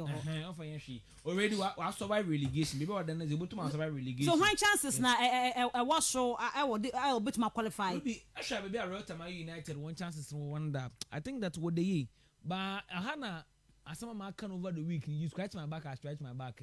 Okay. Definitely Brekum Arsenal will push the team definitely over say if Ruby Mampere Makasan be like me but like on the fair ground say can was sem no yan kwa homa no Esha be our friend then Brekum Arsenal but for turn off now almost the same enclave okay he say Arsenal win the game now Arsenal win the game no but still 1-2 Manchester Tamale United on the table. Into said we win the game now. On fan coffee. Division 1 start preview. That's into definitely let Shabass no be. Say boam na me mo ne be ya adwuma dia. Say about for quarter no. Because Breku Arsenal be boa omo. But for turn up quarter next season. Obaka no go team we area what we push ko. Okay. So Ruby I think that for me I feel like for turn Mazamo go to my but this particular season Ruby na no be here go to qualify but I'll see you go home to Unity FC ne there but Ruby oh maybe say not today them be a one this is a one about the campus of the Ghana Premier League and I'll see you be fit amali aba na bofa amaka bro hono ma but Ruby all my teams you bobako eno de obi aboka entino sanete I'll see you I will now Ochina Wali Mahama Stadium woman Unity FC na airborne I'll see you big bright opportunity pa search no be win game no an advantage no elson pa metuma hye be 4-0 na omunya hye de a bofakafo ehye 50 million kra na enya ade a omo be ko ba bia ntino eno ne said am sem no esi etie na ho ntino FA Cup games ni todwa and after Division 1 games no ba se be wrap up with a man no Hazard Case Ladies age na Ghana name e wo Africa na be sore so a yɛbɛka ensempa any nkranche sem e de ama wo mo e wo game no. But me phone lines now na etie phone so emra na afefe prediction no emfa entudwa ahead of MTN FA Cup games etodwa eye this weekend 0332 097278 0332 097277 0244 408046 and 0244 408354. Kotoko ebo brekum Chelsea, Heart of Oak, and Elmina Sharks airbo and afi other games are etodwa ewo FA Cup nemono. Good morning. Good morning, Miss Rubby. Me pa chodi no be free. Olu yentie o. Yo. So Kotoko de Chelsea ye be share na ayi second and first division teams now move be bono. The kind will be Kotoko ne Takwa Blue Stars. On play be fena ponsa. Obeya on wa do share teams ni fa friend as good ne sa ada yi for no mo hwani on second division teams ni na Kotoko de be mi ni match ni. Okay. Medasi bebre olu sell so fair na oba subi 0332 097278 0332 097277 0244 408046 and 0244 408354. Nyame aduma anwumre 6 p.m. pepepe. Elmina Sharks any how to full game no. Eya dia etodwa ewo Elmina. Na abose no ama amukọ twi so ni nyina ohwe ne mu se ne mu baba be game ni bi na bibia tumi akonkan we believe say Heart of Oak can Sharks game no e be very very nice it bomodin be bi na Heart for supporters amu okrom ha na Hearts eje league no na mu hu omo no mu players na be krom ha it's mo mahwe mu players no ene ewo Elmina aha mo players na ene Elmina na ho said yet Sharks supporters nso a Sharks ekọ oboase kwahye bae ne mu ni omu hia no so ne mu akwanya se mu no be hia na afei mo so he players mo ne ma o betumi abo ede etia Heart of Oak. Paul Enyana say good morning Miss Rubby, I'm watching you live from United States of Semen and keep the fire burning no there won so what they abba Obed Kweku Kwenu also what they buy and I'll say please my greetings I'm greeting FKK and nap keep it up and I also the way it to me at the buy and I'll say good morning Miss Rubby you Bob Watson Edifri atwema nebehin and our buy na Kumase was wishing Kotoko all the best in their preparation towards the upcoming game against Bekum Chelsea. Fabulous, still the greatest. Na greetings to Honorable Amwa Awuku MC of Atwema Nwabeja South. Oyibo Boatin e de no buy. Na me fa call away mra na yento aso. Good morning. Hello, good morning. Good morning, Miss Ruby. Pachodin baby are free.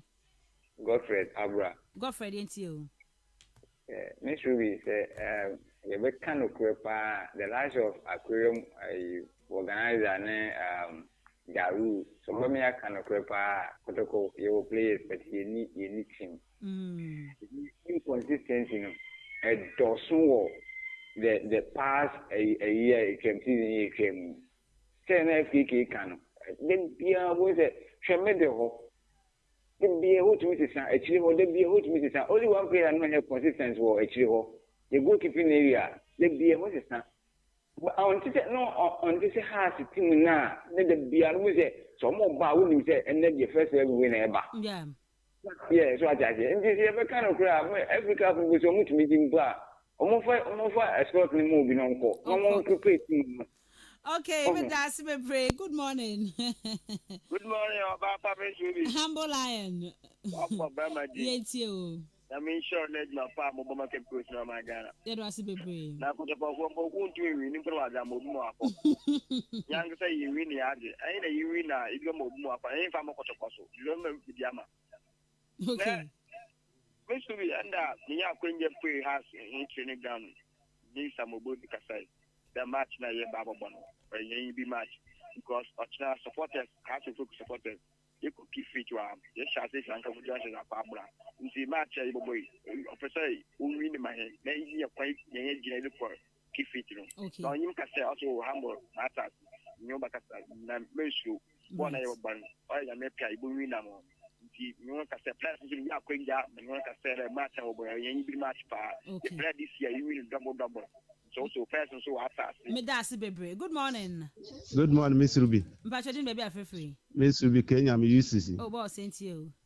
Miss Ruby kakra make can say de ma kotoko say o mbekwa awi o mbekwa kwini because kotoko na nse na o uniform bia o de bobo nti nya de a o betumi akọbe tun as Omo born wo fie mpo omo born obo ase. Nti say GFA fu ashe da de amount of money. Omo said that draw na ye no sa na akwakosi. Miss Ruby we de omo say da na de nipa no mo uniform tun omo ashe da say omo mo no bo ase. Because I idea of away party I can never. If you crampo we grab bed yamo. Okay. And the Americans say drugs ne shots yami adma a bed in some but between at the panity at me you have to focus. Okay, but that's me break Kenya myself Freba Subi 0244408046 0244408354 0332097278. Odokotoko for omo said that nyade ntino African post omo to me conversation cap na momonko omo fa mo bi. Oh, good morning.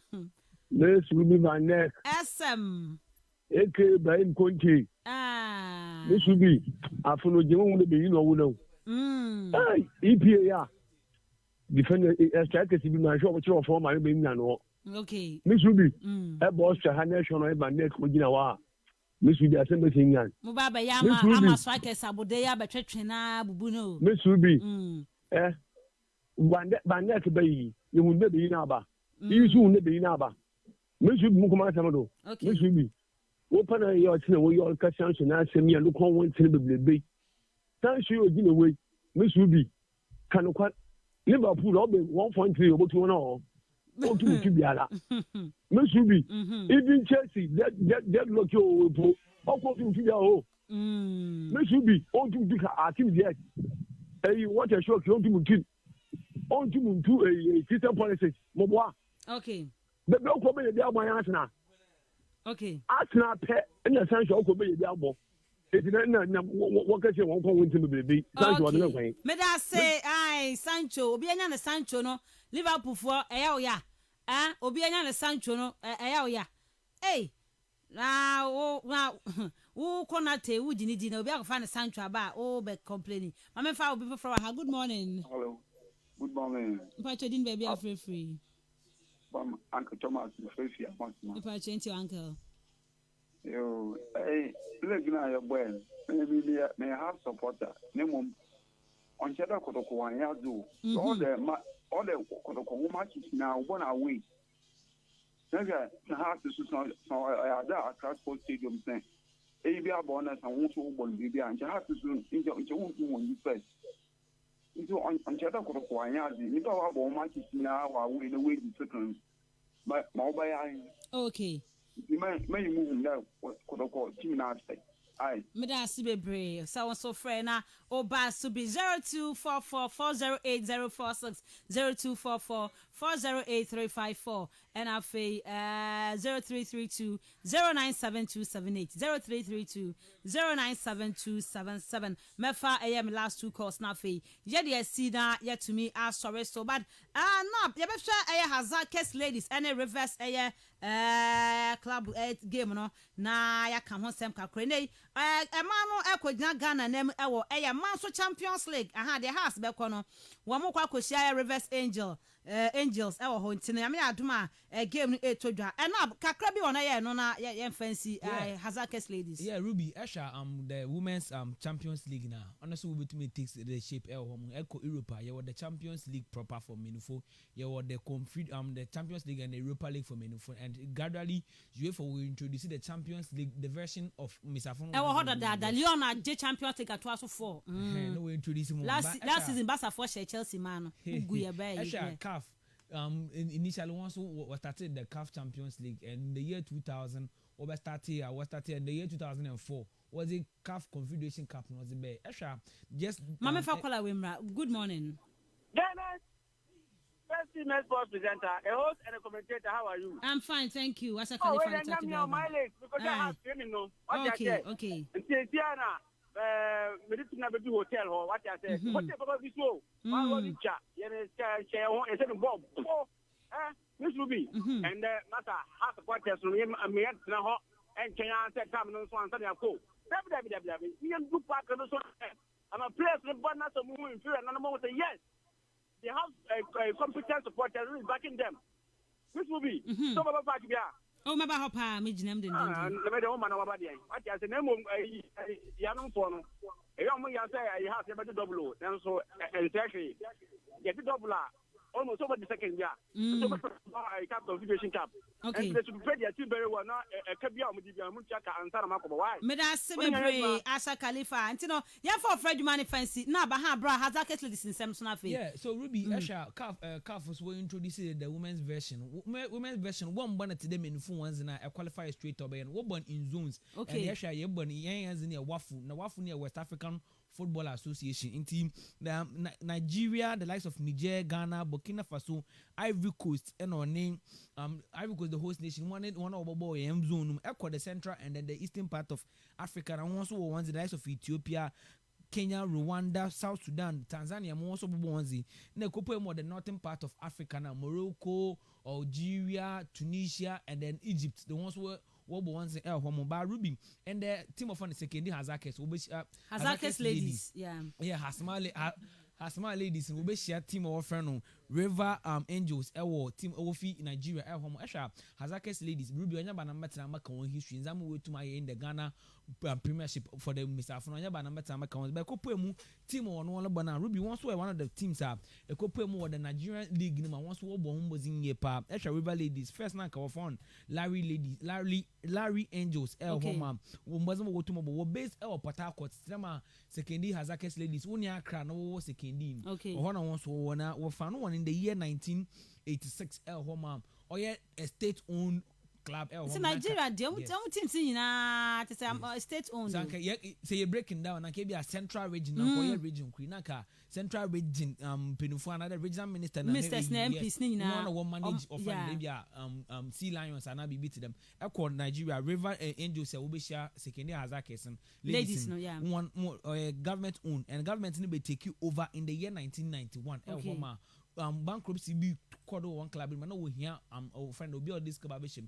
and a government in two water through the first lady another governor no one na year ano two motor club in the state now we to manage them club now Ruby a couple one leagues mam we to maji in the year 2010 to 2014 we to waji premiership no to Homa from 2010 to 2020 so and also Warban they are coming as a proving winner Echo Nigeria they are the most successful club Homa football now yes, okay Hazakes ladies were successful into their clubs are able to make sure and performance are able to meet up now I think that or a very young Yenzim Elizabeth Adu okay say can cry okay one of the teams are Sikana as motivation also otum was yepa yanso Yenzen Hazakes ladies actually ejuma kuana zo Ghana motivation botum zam I think that or a very good. We are praying that the best of luck for Hazakes ladies coming up against River Angels on Ruby or a tough test Zimon Yepa but Ruby I think that actually the performance go to me put up in the FA Cup women's side in the Premiership Mensah ones and I think that